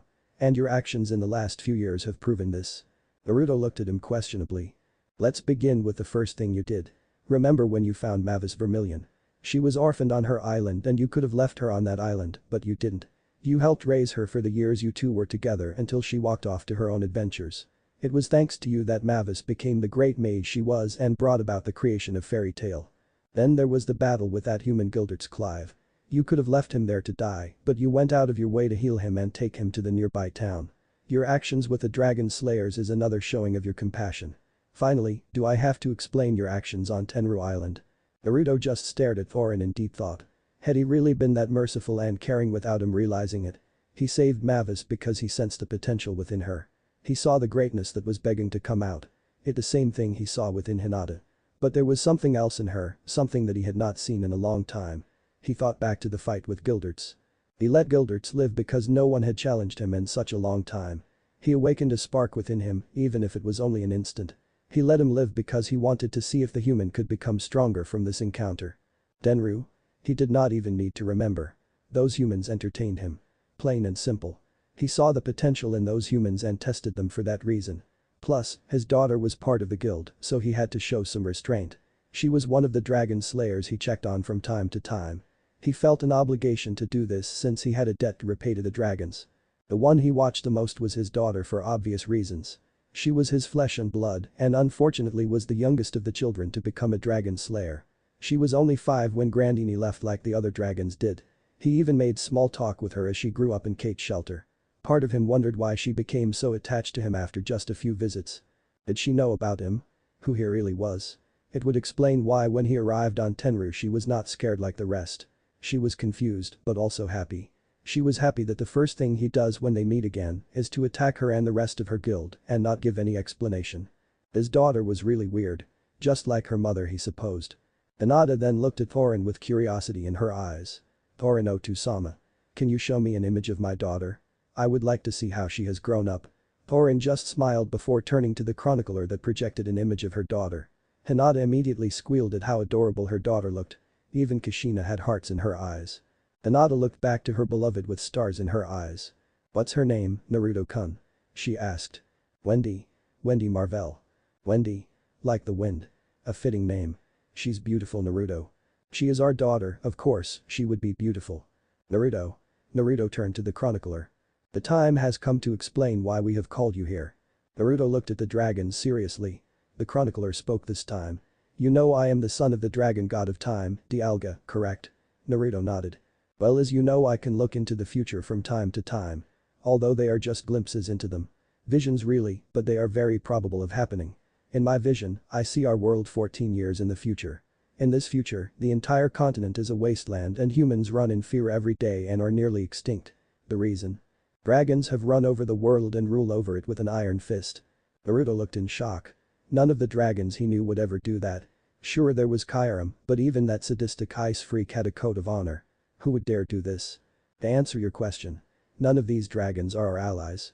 These were man-eating dragons of the Dark Army from 400 years ago. Naruto was shocked. But how? I thought most of those beasts were killed at the climax of the war, how are they still alive? Because they came through a portal in time. Naruto froze at that. What? He whispered. 7 years from now an eclipse gate is opened. Someone will try to open a portal to 400 years in the past to kill Zeref before he became an immortal and by extension stop you. But it backfired. The portal was opened, but instead of going in, something came out. 10,000 dragons came out of the portal and invaded all of Fiori and then the rest of the continent. Naruto was just standing in shock at what he just heard. But he could not deny that what he said made sense. During the war, several dragons from both sides disappeared in the conflict through a portal in the sky. He always wondered what happened to those dragons. He also growled that someone was trying to use one of Zeref's magic against him. Nothing good can come out of time travel or messing with time in general. It always ends badly for someone. Naruto looked at the two dragons. So you want me to go stop this invasion and destroy this gate 7 years from now? Oren shook his head. We want more than that, Naruto. It's time you get rid of this guilt and shame you have been carrying around for these past 4 centuries. Zeref will soon begin his destruction of the world and you are the only one that can stop him. Let's not forget about the remnants of the Dark Army and the other malevolent beings that still linger around the world. This is an opportunity for you. You said you still feel responsible for your crimes against the dragons, then help the humans. They will need your guidance. The dragon slayers need your guidance. You are the only one that can help them. Naruto shook his head, they would never agree to me helping them. The humans would sooner die or try to kill me before accepting my help. Then you make them believe in you. He turned to Hinata and she just smiled at him. Naruto-kun, you have always done the impossible. You have inspired those around you to go beyond what they are capable of. You did it for me, Wave, Gaara, Suna, Taka, Shibuki and many other places. Please don't let this chance slip away from you. If not for you, do it for our daughter. She deserves to live a life full of happiness with her loved ones. Please, Naruto-kun, do it for our beautiful baby girl. Please. We need you to be able to help again. Naruto looked down and thought. Could he do it? Could he really let go of all his guilt and start living again? He imagined Wendy's happy face with all her nakama, falling in love with a boy, walking her down the alley, and watching her have children of her own. He remembered what Kurama said of never letting the hatred consume him. To always press forward and never give up. Then he remembered something else. Some very important words from the past. Insert song. Naruto O's decision. I said it and I never go back on my word. That's my nindo. My ninja way. The person is truly strong when they have something precious to protect. Never forget who you are, Naruto. I am proud to call you my vessel, Kit. You are the only I call worthy enough to have earned my respect and trust. That's why I am proud to call you successor and my son. Good luck in the next life, Kit. I am proud to call you my son, Naruto. You are the first to learn magic from a dragon. You are the first of your kind. The first dragon slayer. The dragon slayer to the Dragon King himself. Now go and make proud. Don't grieve, Naruto. I don't blame you for what you did. Remember, I will always love you. I will fight to the bitter end with you, Naruto. Because I love you. I love you just as much as Anna does. You two complete me. You have great potential within you. I can feel it. You are meant for great things and I will help your journey by setting you on the right path. I promise to be there for you, Mavis. I promise to save you, Naruto Nai. This is the age of magic. The age of miracles coming to life. So please don't give up on humanity yet. I know Fairy Tail will save you from the darkness. I swear it. It's the promise of a lifetime. Don't be a stranger out there. Everyone needs someone to talk about their troubles. Even a stubborn brute like yourself. So if you ever need a drink and someone to talk to, my doors will always be open. Make sure to visit on occasion. I would like to see you a few times before I finally kick the bucket. Please look after my daughter. The burden she has is a great one and I fear she won't be ready for is to come with that burden. Please help my darling Lucy. I promise to always look after you. I will make sure you live a full life and be able to have the life I was denied. I promise to always protect you, Wendy. I will always love you, my darling daughter. That's right, he mused. Naruto Uzumaki always kept his promises. He had broken so many before, but it was time to change that. He will not break a promise to Hinata, not to his first queen, especially when it was about their daughter. Naruto looked at Hinata before smiling and giving her a kiss. He turned to the dragons. I accept your terms. For too long I have been in a state of self-pity, of guilt and shame, but it's time to change. I will not allow those savage dragons to destroy the world. I will help those weak humans. I will destroy Zeref and all of his followers. I also will not let those savages shit on the legacy that you and the other dragons have left for me to live up to. I am Naruto D. Marvell. I am the first of the dragon slayers. I am Aknoloja. I am the Dragon King. Everyone smiled with pride at Naruto's choice. Hinata gave a peck on the cheek. Naruto asked what will he need to do first. Well, first of all, we will return you to Mount Zonia. From there you have 7 years to retrain yourself, explained Thorin. Naruto looked at him blankly. Thorin rolled his eyes at his son. Don't give me that look, Naruto. You have not trained in over 400 years. You are rusty and need to get back in shape. Plus this gives you time to master all of your powers. And I do mean all of them, do you understand? Naruto growled, knowing exactly what he meant. But he needed to have all his powers in check to fight Zeref, and maybe that power will give him the edge he'll need against him. Naruto sighed before nodding. The chronicler smiled sadly. Unfortunately, it is time to say goodbye, Naruto. Naruto looked broken but knew this would come to an end eventually. Just like all good things. He began to see everyone begin to fade. Kurama looked at Naruto. Naruto, you have made me a proud fox. I would not expect anything else from my chosen vessel and son. Remember to never lose yourself and keep moving forward. Don't ever give up. Do me proud, kid. And with that, Kurama, the Kyuubi no Yoko, disappeared. Naruto turned to Minato and Kushina. The three just looked at each other in silence. Look, Naruto began to speak but was cut off when the two hugged him, which left him dumbfounded. You don't have to say anything, Minato said. Even if you hate us, we don't mind. We deserve it for failing you. But know this one truth, Naruto. Kushina said. We will always love you no matter what. The two said in unison before vanishing. He was left completely speechless and frustrated on what to say or feel. He turned to the last person, Hinata. He tried to speak, but he choked up any response, which made Hinata smile. She reaches into her pouch and took out some items. A worn-out blue headband with a leaf symbol engraved on a slab on metal on the cloth. A large black scroll with a red swirl. A necklace with a green jewel. The last item was a picture of her in her Hokage robes. He looked at her questioningly. She smiled softly. The scroll contains some surprises for you and Wendy. The necklace was yours to begin with, so I am returning it to its rightful owner. The picture is for you to have on hand, plus I am sure Wendy will like a picture of me. There is an album in the scroll along with my gift for you. My headband is for you to have something to remember me. You wore my blood against Neji, so I hope you would wear my headband the same way. Naruto smiled. Naruto, promise me you won't give in to despair again. Promise you will help those that need it. Please look after Wendy. Please be a loving parent to her. Every girl needs her daddy to be there for her. I can tell you found love again and that you have other children, Naruto-kun, and I'm glad you found happiness again with someone. I know you lost them, but you shouldn't let that stop you from loving someone. So promise me you won't stay alone. Promise me you will attempt to find love again. You need it, Naruto. I want you to be happy, so please do your best. Hinata, I promise to do my best. Hinata and Naruto share one final kiss. I love you, Naruto-kun.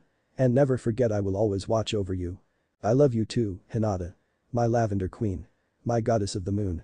I will love you for all eternity. Hinata continued to smile until she faded away. Naruto let a few tears fall as he let it sink in that they were gone. Gone, but not forgotten. They will always be with me. He thought. He turned to the dragons. End of theme. Thank you, chronicler. The Aqua Dragon smiled.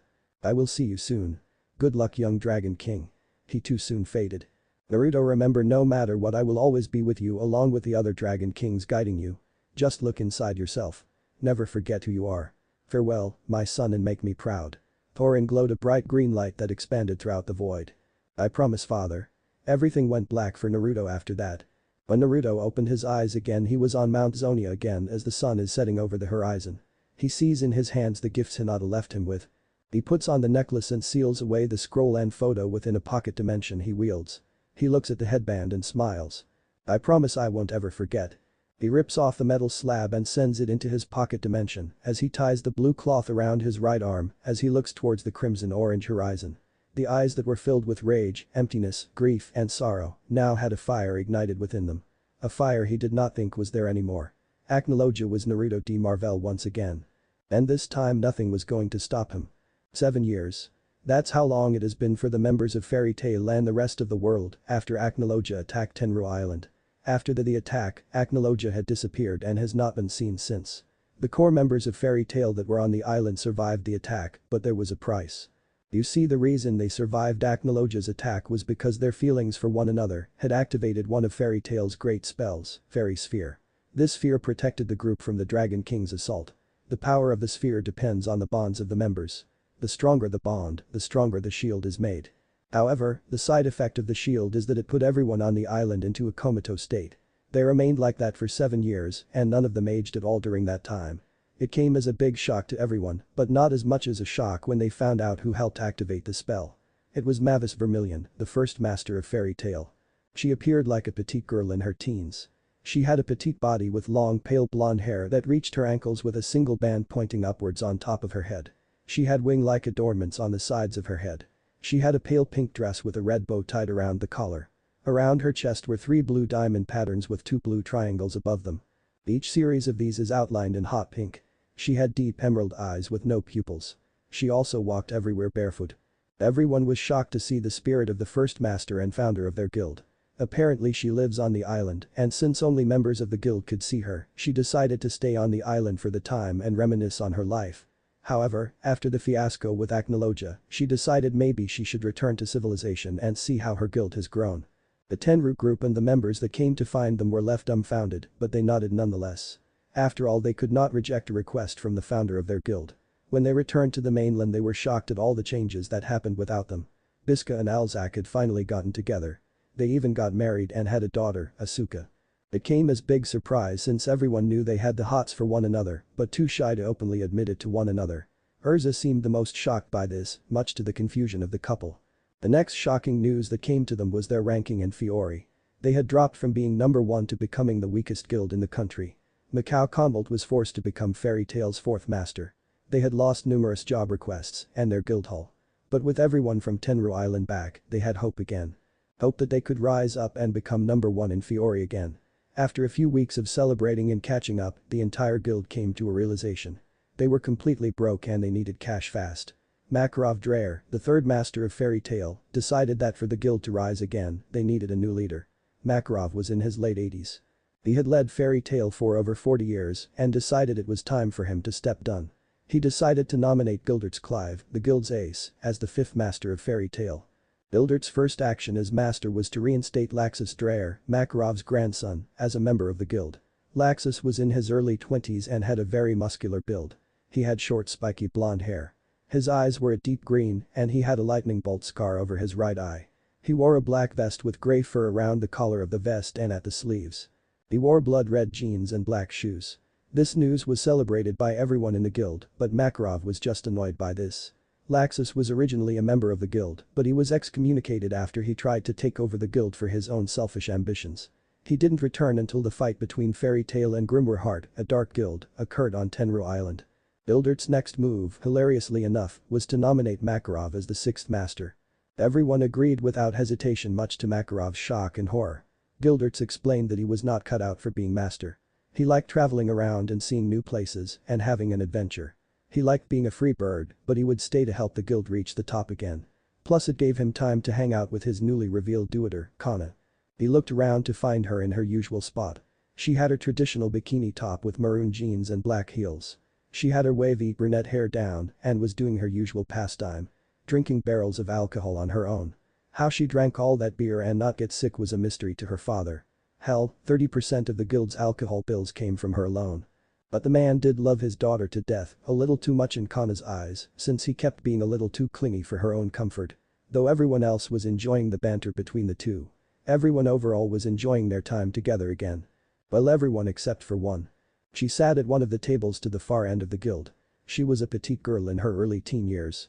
Her straight dark blue hair was hanging down to her waist. She was wearing a flowing green dress with a diamond pattern and wore ankle-tied sandals. Her dark brown eyes stared at the heart-shaped red jewel around her neck in deep wonder. This was Wendy Marvell. The Sky Dragon Slayer and the biological daughter of Acnologia. Something that only a select number of people knew about. This select number of people included the girl herself. She had found out during her younger years when he used to visit her on occasion. The last time she saw him was nearly a year before she joined Fairy Tail. That's why she was not scared when he appeared on Tenru Island. Shocked and amazed at his appearance and power. Yes. Scared and petrified. Not even close. The reason she knew that was her father was because of the jewel around her neck. It was his last present before he disappeared. It let her know that he was alive somewhere and it would glow a bright red whenever he was close by. So it made it easy to identify him, even in his dragon form. What confused her was why he was there. He had no purpose there unless it was related to Grim or Harder Zareth, but they had disappeared before he arrived. Something that must have annoyed him to no end, she mused. Then his unexpected attack on the entire guild. Well, attack wouldn't be the right word. More like him toying around with everyone. Gilderts had told them his fight against Acnologia lasted less than 3 minutes before Acnologia ended it swiftly with one strike, taking Gildert's leg, arm and pieces of his organs. He did wonder how he even survived and if someone saved him from the dragon. Wendy knew better than that, and her suspicions were confirmed on Tenru Island. Acnologia was having fun with them. He was testing them to see if they were worth his time.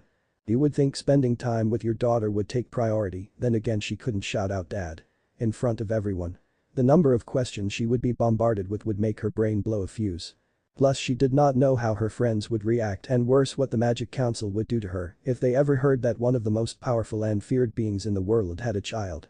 She shuddered at the thought. That was probably one of the reasons he kept his distance from her. To erase any connection the two had. But her quiet mood was not because of not being able to talk to her father. It was how easily he took everyone down. Everyone threw everything they had including the master, and yet they could not make a dent in him. Hell, she saw him smirk at them when they began their assault on him. He was mocking them. Showing them how powerless they were compared to him. Hell, this guild had 4 Dragon Slayers and yet not one of them was able to land a scratch on his entire body. All they managed to do was send into the ocean. Something that did nothing to him and he seemed even more entertained than before. That was a blow to her pride as a Dragon Slayer. Then he charged and fired his breath attack at them, a breath attack that was not even at full power. The only reason they got out with little damage was thanks to Master Mavis and Fairy Sphere activating. What utter and complete bullshit. Yes, the first master did save them, but Acnologia wasn't going all out on them. He could have blown the island when it appeared in his line of vision, he did not have to land on the island. Hell, when he did he never blasted them.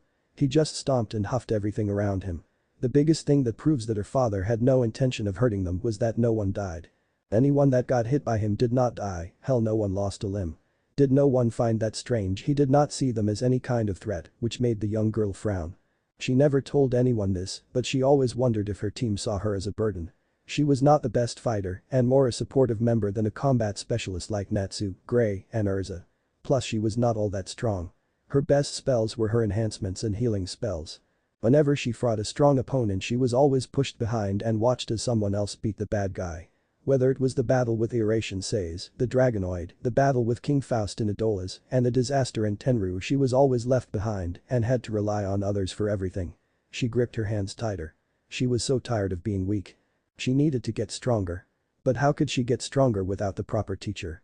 She was cut from her musings when she hears someone calling her name. She looked up to see her team looking at her strangely. The first was a boy in his late teens, he had spiky pink hair. He had slitted black eyes and his body was lean and muscular. He was wearing a one-sleeved long black overcoat with gold trimmings. He had a brown belt tied around his waist with white trousers and black sandler. The noticeable attire on the boy was the white scarf around his neck and his exposed right arm with the emblem on his shoulder. This was Natsu Dragniel, the Fire Dragon Slayer. The second was blonde-haired woman with large brown eyes. She had an impressive blossom and a very curvaceous body that was the envy of many of the guild. She had the guild symbol on the back of her right hand in pink. This was Lucy Hertfilia, a celestial spirit mage. The next person was a boy also in his late teens with spiky black hair, dark blue eyes, and with a scar right above his left eye. He was shirtless, making it easy to see he had a muscular build like Natsu. He had the guild mark on his right pectoral muscle. He wore a silver necklace that resembled a sword with a stone on the hilt of the blade. He had dark cargo pants with black boots. This was Grey Fullbuster, an ice molding mags and the guild's residential stripper. The third was another female with a similar builder, but with a slightly lean and muscular build. She had long scarlet hair that reached her waist. She had a light complexion with dark brown eyes. She wore silver armor around her chest and arms. She had a blue skirt with dark brown boots. She had a blue guild emblem on her left arm. This was Urza Scarlet, Titania, the Fairy Queen, an S-rank mage, and the strongest female of the guild. The last person looked like he was in his early 20s like Laxus. He had long spiky black hair that was slicked back at the front. He had red eyes with slitted pupils. He had no eyebrows with 3 metal studs in place of them.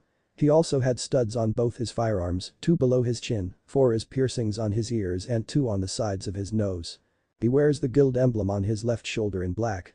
He wore a black sleeveless tunic with beige pants tucked inside black boots that reach his calves. He also had black gloves on with studs. The most distinguishing feature was the black wing-like ornament on his right shoulder that was attached to his tunic by a large stud. This was Gadgil Red Fox, the Iron Dragon Slayer. There were 3 cats with wings alongside the mentioned mages. One was male with light blue fur called Happy, a female with white fur called Carla and Wendy's partner and best friend, and finally a black cat called Panther Lily. Wendy was surprised to see them before smiling at them, momentarily forgetting her dark thoughts, and said hello to everyone. "So everyone, why are you all here?" she politely asked. Everyone frowned before turning to Carla. "Wendy, everyone is here because they have been worried about you." Wendy looked strangely at them. "Why are you all worried about me?" Carla just looked annoyed. "Because child, for the last 3 weeks you have been rather quiet, keeping your distance from everyone. When anyone sees you, you're in the back of the guild all by your lonesome staring at your necklace. We're worried about you, Wendy." Wendy dropped her head. She didn't mean to have everyone worried about her, she just had a lot on her mind.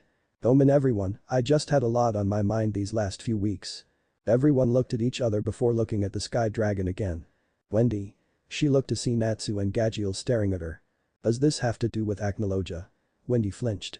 "Wendy, I know you're feeling frustrated at how we got rocketed by that bastard. He made us look like we were nothing, even us Dragon Slayers could do nothing against him. He made all of us feel powerless weaklings."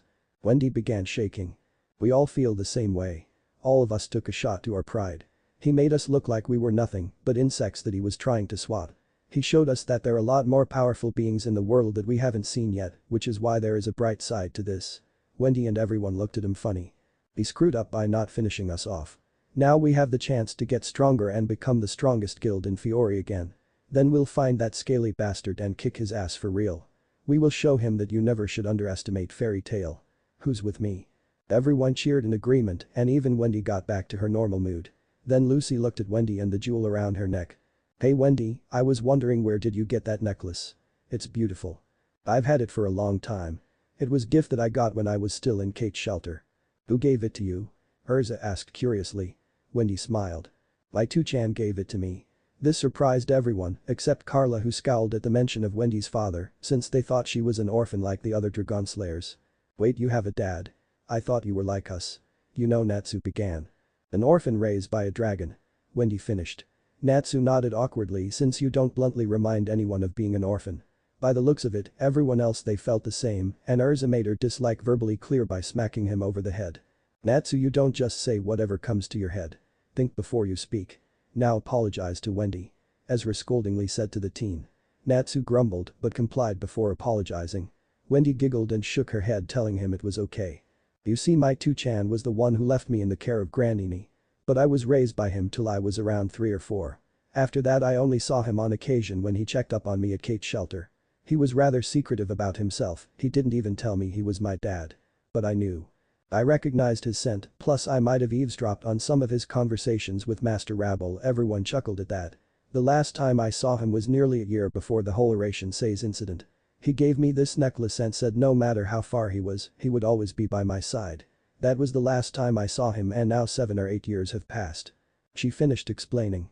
She could not tell them that he was on the island. At least not yet. This made everyone smile, but also wonder what kind of person Wendy's father was. Carla merely scoffed.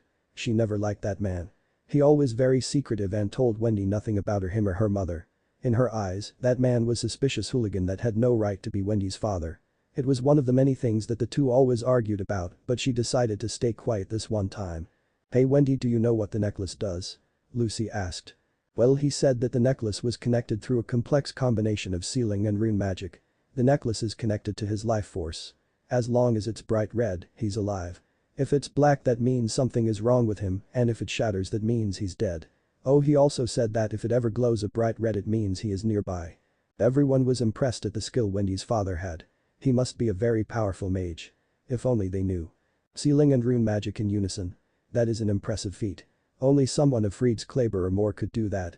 Your father must be a master in the sealing arts, Wendy. Urza said impressed. Wendy beamed at her. Hi, my 2-chan is the strongest mage I know. No could be able to beat him. Ah, I bet I could beat him easily. Natsu boastfully claimed. Wendy just giggled at her fellow Dragonslayer's antics. Oh Natsu-san, but I have seen you at your best and when you're pushed to your limits and beyond. My dad has no limits and is probably one of the strongest mages, if not the strongest in the entirety of Earthland. So you have a long way before you could realistically challenge him. Everyone looked at the girl oddly. Was her father really that powerful or was this just hype to make him seem bigger than he actually was? Again, if only they knew just who was her father. Gajil just smirked before getting in front of Wendy and patting her on her head. Hehehe. Looks like our little Wendy is a daddy's girl. Right. Gajil teased. Wendy blushed and pouted, mumbling that she was not. This caused everyone to laugh at the girl's expense. After calming down, Ezra explained that they were going to visit the medical mage, Perusica. When Wendy asked why, they explained she may have an idea of how they can get stronger in a short amount of time. Wendy nodded and the rest of Team Natsu left to visit the recluse in her home at the edge of Mongolia. Gajil and Lily decided to stay in case of a fight occurred in the guild. When the team met Perusica, she was less than welcoming. She was an elderly in her late 80s like Makarov. She had hot pink hair with 2 bangs on the front of her head and the rest in a bun with 2 gold ornaments on its sides. She had blood-red eyes. Her most noticeable attire was a high-collar blood-red cloak with fangs on the top of the collar. She told the mages she wanted nothing with humans and to leave her alone. When they continued to persist, she came out with a broom swinging around screaming for them to get off her property. The mages ran away in shock and fear, but Wendy looked back to the screaming women, she seemed familiar. When they were given a chance to breathe again, everyone were still shocked at how violent Perusica was towards them. Carla then saw the distressed look on Wendy's face. When she asked, everyone was shocked when she began to burst into tears. She explained that her aura and scent were very familiar. The flavor reminded her of the sky dragon, Grandini. This shocked everyone and asked if she was sure, which she nodded. They began the debate of Perusica possibly being the one that raised Wendy. Lucy debunked this because Perusica has been around since Makarov's time and always stayed near forests. But the dragons have been around for a much longer time and they all disappeared on July 7, X 777. That makes it 14 years since the dragons disappeared for the Dragonslayers. This meant that it would make no sense that the two were connected. Wendy explained that while the two had the same aura and scent, her tone and attitude were complete opposites of one another. That was when Perusica appeared behind them, shocking the team. She explained she was not the Grandini she was looking for, but she was her in some way. She explained she was from the parallel world, Idolas. In Idolas there is a parallel version to everyone in Earthland. Perusica was the Idolas version of Grandini. Something that shocked everyone. Natsu asked if Igniel, Metallicana, and the other dragons had human counterparts. Perusica said she did not know, since she never met them. She explained she was stranded here decades ago. That was when she met Makarov and he helped her settle on this new world and she has been here ever since. She then drops the bomb that she has spoken to the Sky Dragon herself through her magic. She looked at Wendy and said if she wanted to get stronger then she should learn these spells. She then brings out 2 paper albums. She explained the first one had 2 Dragonslayer's secret arts for her to learn. She then said the other one was given to her, shockingly, by her father in person. This got Wendy's and the entire group's attention. Wendy immediately asked if she knew where he was, but she sadly shook her head. However, he did leave a message for her. "At stronger my chibi heim. The day we meet again is fast approaching." Wendy was blushing in embarrassment at the nickname, while the girls gushed at the cute name, while the guys simply laughed. After giving her the spells, Perusica decided it was time to return home. Wendy got out of her embarrassed and bowed in gratitude to the old mage and called her Grandini. As she walked away, Perusica could not stop the smile that adorned her face as she walked back home. When the team returned to the guild, they saw Mikao arguing with his son Romeo. Romeo explained that the quickest way to become the #1 guild was to participate in the Grand Magic Games. It was created by the council as a way for the guilds to compete and prove they are the strongest and avoid unnecessary guild wars. However, Fairy Tail had always lost every time the guild entered. Plus the games were always different for each year. Romeo then explained the winner gets 30 million jewels, which got the master to declare they were competing. Everyone got excited and were ready to win. Romeo explained that the games begin in 3 months. That was plenty of time to catch up and get ready for the games. Wendy was excited to get a chance to learn her new spells. Team Natsu decided to go to a training camp. They were accompanied by Juvia and Team Shadow Gear, consisting of Levi McGarden, Jet, and Roy. Levi was a petite girl with shoulder-length blue hair with a yellow bandana tied around her head and wearing an orange tank top. Jet was a young man with orange hair tied in a spiky ponytail, and Droy was very obsessed man with black in an odd style, with having a tuft of hair on top of his head extending upwards, then curving forward like a plant stem. They ate along with Happy and Charla, then set out to get stronger. There was only one place to go for such serious training. The beach. The training camp. That was the point of them going to the beach. A place where they could eat, sleep, relax and train without any interruptions. The first 5 days were just like that. Team Natsu, Team Shadowgear and Juvia all enjoyed morning relaxation, but worked as hard as possible during the afternoon and late evening. Natsu did several laps while having weights attached to his back, Lucy worked with her celestial spirits, Capricorn, to have better control of her magic, Ezra was working on her swordsmanship, Wendy was trying to decipher the spell she was given with Levi helping her. They even worked together to smash projectiles of ice that Gray created for them to practice on. They were slowly getting better control of their magic. In 3 months they were gonna be ready for anything. Little did they know that this night and the following day would be anything but normal. It was now nighttime and the group was enjoying some relaxation in the hot springs on the tropical hotel they were staying in. "Juvia, hurry up." Lucy called out to her while basking in the warm sensations of the water. Wendy was blushing a fierce red for 2 reasons. 1, the hot water was getting to her head. And 2, she was staring at Urza Scarlet's completely naked body. Though a large amount of jealousy was creeping in as she stared at Urza's chest. She unconsciously put her hands over chest and to her dismay, barely felt anything. "Why does everyone have a bigger chest than me? It's not fair." She wailed in her head. That was one problem Wendy could never overcome. Her envy of every female in the guild having a bigger chest than her. It became worst when she met her Idola's counterpart. Her twin was not a petite girl. Nope. Not even close. She was an attractive woman in her late teens to early 20s. She had curves all over her body and wore some tight-fitting clothing that showed all her feminine attributes. The most noticeable feature was the 2 mounds of flesh on her chest. She had big breasts. They were at least DD's borderline S, meaning they could give Lucy and Urza a run for their money. If her counterpart had big breasts, why didn't she have? It only got worse when the guild's painter Riedus, a fellow mage, drew pictures of how everyone would look like in 7 years. Wendy's portrait left much to desired. While she did look mature, her chest was completely flat like a board. It was a blow to the young girl's self-esteem. Before she delved deeper in thoughts, she hears Lucy calling her to look at the sky. She looks up with everyone else to see several stars falling from the dark heavens above. Elsewhere every other member of the guild that left to go train like the Thunder Tribe, the Takeover Trio and Kana, Gaji Len Lily, and even a certain blonde, were watching the streaks of light descend from the skies. They all looked with eyes full of passion, joy, and most of all hope. Hope for a brighter tomorrow. Back in the hot springs, Urza suddenly hears a noise around the wooden fence and throws several daggers at the wall. Everyone asked what that was about. She explained she thought she heard something and wondered if the boys tried taking a peek at them. This mortified Levi and Wendy and pissed off Lucy something fierce. Juvia was in denial that a Grey Sama would do something like that. Urza just looked amused and said she was gonna fetch them so they could join them with the girls all gawking at her with Lucy trying in vain to stop her. Meanwhile over the fence, Natsu, Gray, Jet and Roy were all semi-unconscious from the surprise dagger attack to their heads. Completely worth it Natsu, Gray and Jet thought. Droy was in too much pain to think such thoughts because of the dagger that struck his ass. Something that confused the others on how the hell he was hit there in the first place. A few hours later. Later that night, the girls invited the boys to some drinking. The boys agreed but wanted to wait until they recovered to join. However, the scene they came upon when they went to visit the girls was something from a horror show. The girls had apparently gotten sick of waiting and decided to start drinking before the boys arrived.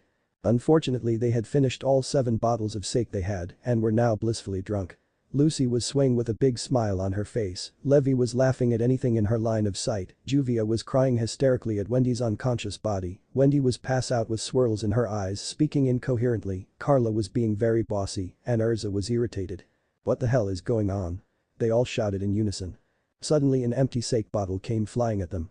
They quickly ducked their heads with the bottle barely missing their heads before shattering on the wall. "Shut the hell up you wimps. You dare make us wait forever and don't even consider bringing more booze. Useless. That's what you lot are." Urza continued to rant off with the guys looking on with blank stares. Gray then moved to whisper in Natsu's ear. "Natsu, this is not a good situation. I say we slowly sneak out and let them burn the alcohol out of their systems." Natsu nodded. "Agreed. Let's." Before he could finish another bottle came flying and hit Gray on the temple and causing him to tumble to the floor. Gray Natsu screamed in shock at seeing his rival best friend on the ground nursing the lump on his head. "What the hell are you two whispering about? If you have time to talk then you have time to get more sake. Urza roared at them, looking even more pissed. Haha, Urza is so angry. Her face looks like a tomato. Lucy giggled out. Hahaha, tomato. You really are silly, Lu-chan. Levi laughed out and continued to do so. Urza then came stomping and grabbed Roy by his hair. And you, when the hell you get so fat, Wakaba, I am going to make you run until you burn all that fat and you won't stop until you're back in shape.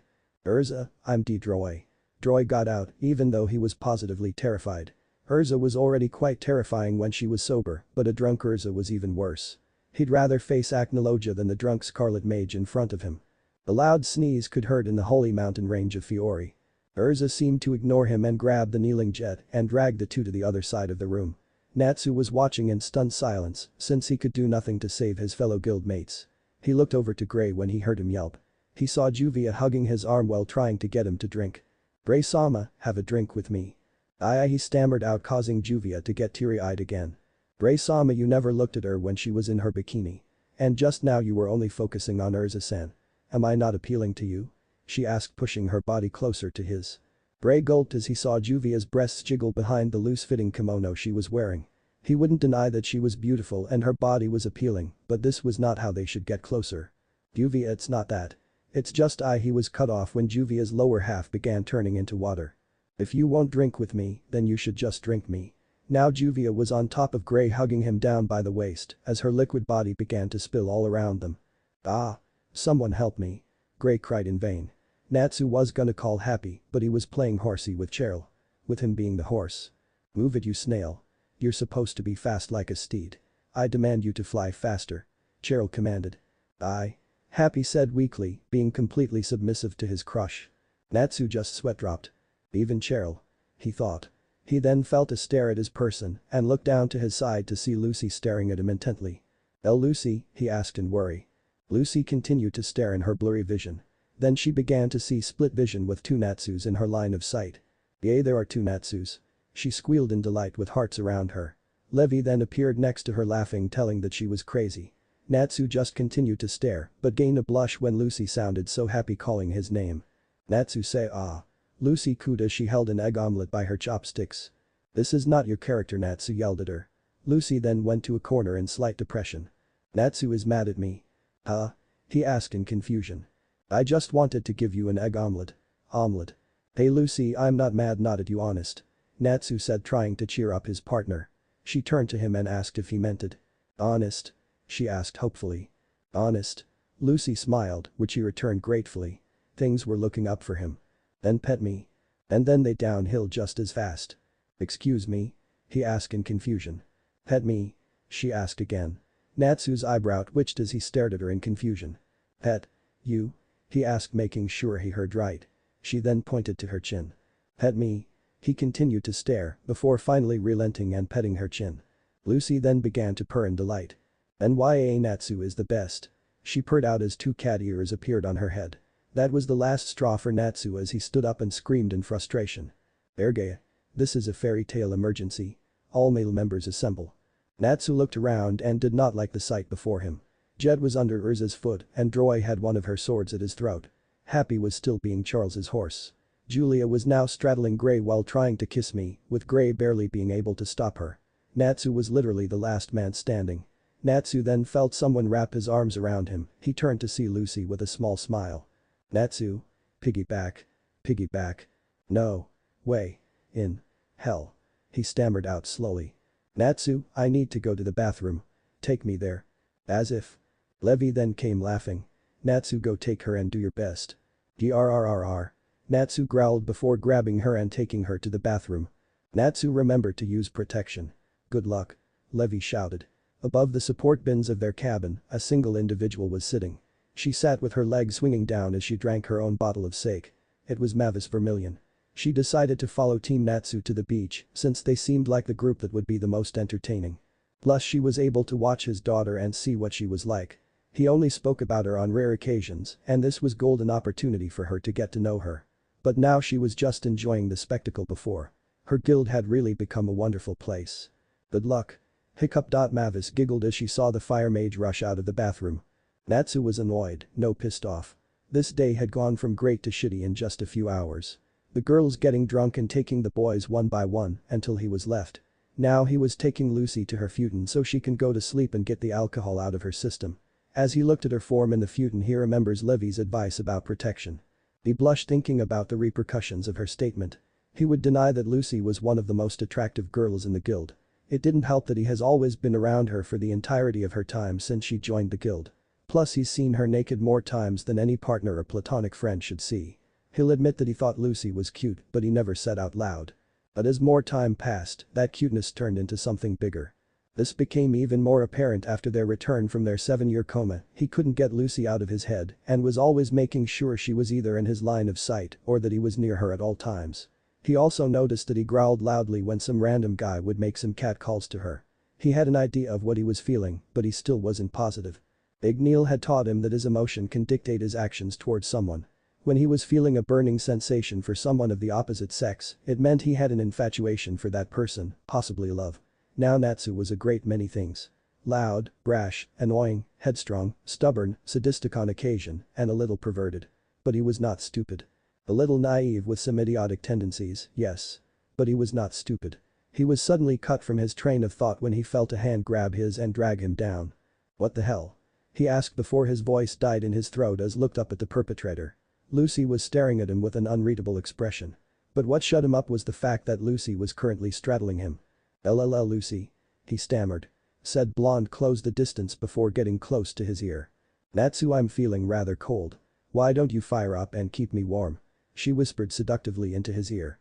Natsu was feeling the heat rise to his both of his heads and trying his best to cool down his other head. He gulped as Lucy rose again to look at him and began blushing when he noticed that her clothing was getting loose and dropping by her shoulders and giving him a better view of her breasts. Even after seeing it so many times, it was still a sight to behold. She then saw her descend again, but this time to his face.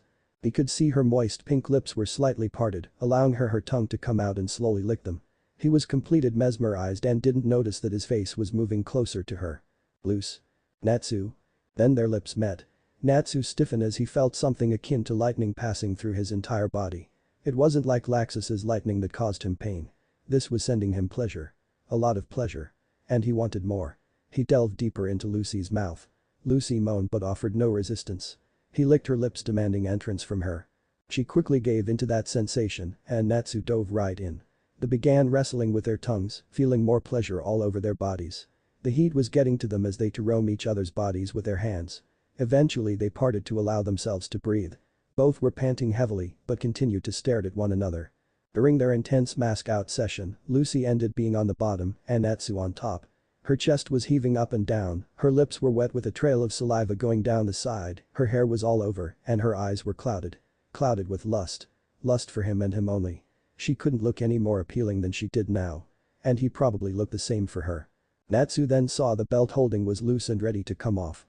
He put his hands on the belt before looking up to see her reaction. She merely gave him a smile as his signal. Just as he was about to dive in, he heard screaming and turned to the sources. Gray, Jet and Roy were running towards, all sporting different marks on them. Gray had several kiss marks all over his face, lips and chest. He had a flustered look on his face, but his eyes were filled with terror. Jet and Roy all had bruises and cuts all over there, probably from Urza having another tantrum and them being the target of said tantrum. All heading straight for him in his compromising position with Lucy. "Natsu, help. Urza has lost it completely, we need to," Gray began to say, but it died in his throat as he saw the position the pink mage was in with his blonde partner. Jet and Roy were also gawking at the duo. "This isn't what it looks like. She just got on top," and Natsu began to say, but was cut off by the guys. "You mean to tell us while we were suffering over there you were getting all lovey-dovey with Lucy?" they exclaimed in unison. "No. I mean yes. I mean I." Natsu stammered, unable to find a proper response on how he got in his current position. He then felt a smooth soft legs wrapped around his waist. He looked down to see Lucy with a mischievous glint in her eyes. "Oh Lucy," she just smiled. "Come on Natsu, let's continue from where we left off. An audience just makes it more exciting," she said as she licked her lips. Before any of the guys can comment, they heard some stomping and they turned to see the source, only for the guys to pale in fright. It was Urza with a rather large silver broadsword in her hand. "Where the hell did you guys go? You can't leave my prescience without permission," she growled out in rage. She then noticed the position Natsu was within. All the guys felt a chill as a dark aura enveloped Urza. "Natsu," She spoke ominously with each letter. You dare take advantage of Lucy, have you no shame? Wait, it's not like that. However, his pleas were unheard as Lucy just giggled and held him closer. "Natsu," she purred. That seemed to be the last straw for Urza. Suddenly her magic spiked and several swords appeared all around her. All of them pointing at all the boys. The boys were now shaking in fear. "You boys like playing, huh? Well, let's play, she screamed. "Ah. We're Suori. Sumi on Isai. The boys screamed to the heavens. It was gonna be a long night before the boys will get any amount of peace. If any at all, that is. The next morning. The following day, all the girls woke up with a pounding headache from all the drinking they had last night. This made training a no-go for that morning and most of the early afternoon. When none of them could recall what happened last night or what they did, they decided to ask if any of the guys remembered what happened. However, what they found was not what they expected. The boys were all huddled in a corner of their room with an air of depression all over them. They had multiple bruises, black eyes and cut all over their bodies, and their robes were looking like paper match. When they asked what happened, the boys refused to answer. Eventually they said that they all got seriously drunk and had a big brawl that ended in their current state. They then said nothing happened afterwards. The girls knew that was a lie, but when they pressed for more answers, the boys clamped down, refusing to say anything. So the matter was dropped. For now anyway. One thing Lucy did notice was that every time she made contact with Natsu, he would blush and be unable to look at her. The same could be said with Juvia and Gray. This confused the two girls and wondered if they did something, but knew they wouldn't tell them. Later that afternoon, everyone was enjoying some relaxation for the day. Wendy, Jet and Droy decided to get some ice cream from the snack bar. When they asked if the others wanted something, they replied no and decided to wait for them before they started to train. Suddenly the ground under Lucy burst upwards in a small geyser. "Hi!" Lucy screamed in complete shock as she fell on her butt from the unexpected sand tower. Everyone got on edge thinking this was a new enemy, but that soon ended when they saw who caused the sand tower. It was a female in her late teens. She had short hot pink hair with a light complexion and sky blue eyes. Her attire consisted of a maid's outfit with cuffs on her wrists. Her attire seemed to complement her feminine curves and noticeable cleavage. It was Virgo, one of Lucy's celestial spirits. "Virgo," Lucy shouted in shock. Everyone relaxed after seeing it was someone they recognized. "It's a pleasure to see you again, mistress. You look well." Virgo responded. "Virgo, what's going on? Why are you here?" Virgo looked down. "Mistress, I asked that you come with me to the celestial spirit world. The king wishes to speak with you and your friends. It is very important that you all come with me." "The celestial spirit king wants to speak with us," Lucy shouted in shock. The other members of Team Natsu and Juvia were also shocked. For the celestial king to want to speak with them. It must have been something very serious. "Virgo, what is happening in the celestial world that the king needs my help?" Lucy asked in a worried tone. Virgo merely frowned before dropping her head. "Please, mistress. It is of the utmost importance that you come with me, along with your friends." Everyone looked at each other, silently debating what to do. "Please, I must hear your decision now, mistress. I can't wait anymore." Lucy and everyone else looked towards the celestial maid. "Virgo, take us to the celestial world. We won't let our precious comrades down. You can count on us." Lucy spoke enthusiastically, everyone else had confident smirks plastered on their faces. Virgo smiled. "Then let's not waste any more time and head to the celestial spirit world." "Wait. Can normal humans enter the celestial spirit world?" Lucy asked as a magic circle appeared below all of them. "Don't worry, mistress. I will provide clothes for all of you once we arrive."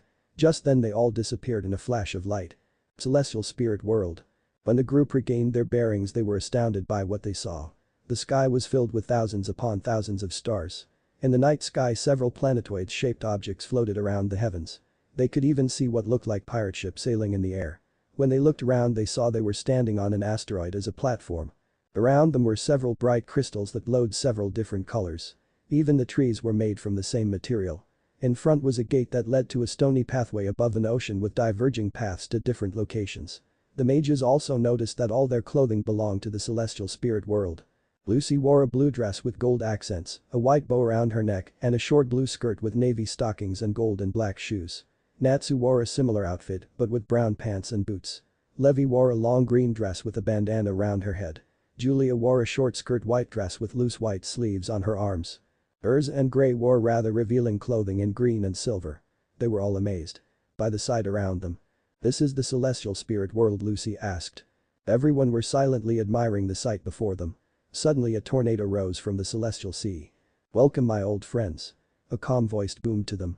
The tornado dissipated to reveal a tall figure. His stature easily rivaled Acnologia at his full height. He was clad in a full set of plate armor. The upper part of his torso was covered in a chestplate, which was linked to the massive, overlapped and pointed pauldrons, while his arms were protected by counters, each sporting a spiked protrusion, and by gauntlets reaching up to his upper forearms. Underneath, he wore a dark chainmail.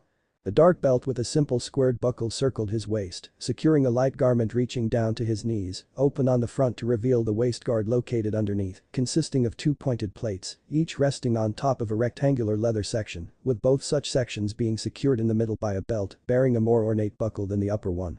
In a shape reminiscent of a four-leaf clover. He appears to be wearing dark pants, over which he dons cuissas secured by leather bands, pointed pollens, greaves, consisting of two distinct overlapped plates, and sabatons over barely visible dark footwear.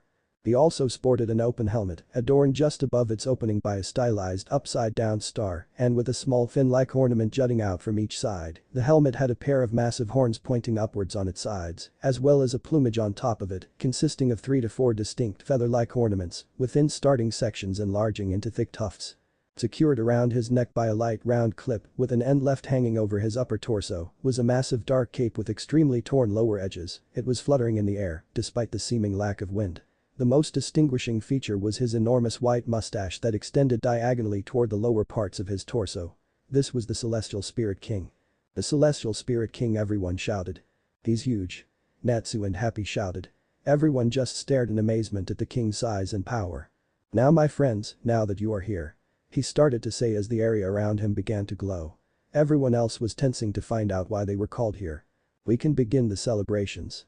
As he said this, the spirits of the other zodiacs appeared, including Loki the Leo, a fellow mage of fairy tale. They all stared dumbfounded. Wait, Lucy. Shouted. Virgo said the celestial spirit world was in danger. What the hell, Virgo? Virgo just smirked. Oops. I lied. Lucy just stared in shock while the others laughed. My friends, I told Virgo to bring you all here so we can celebrate. Celebrate?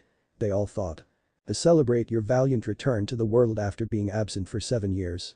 To remind you, no matter how much time passes or how far away we are from one another, the bond we have is unbreakable.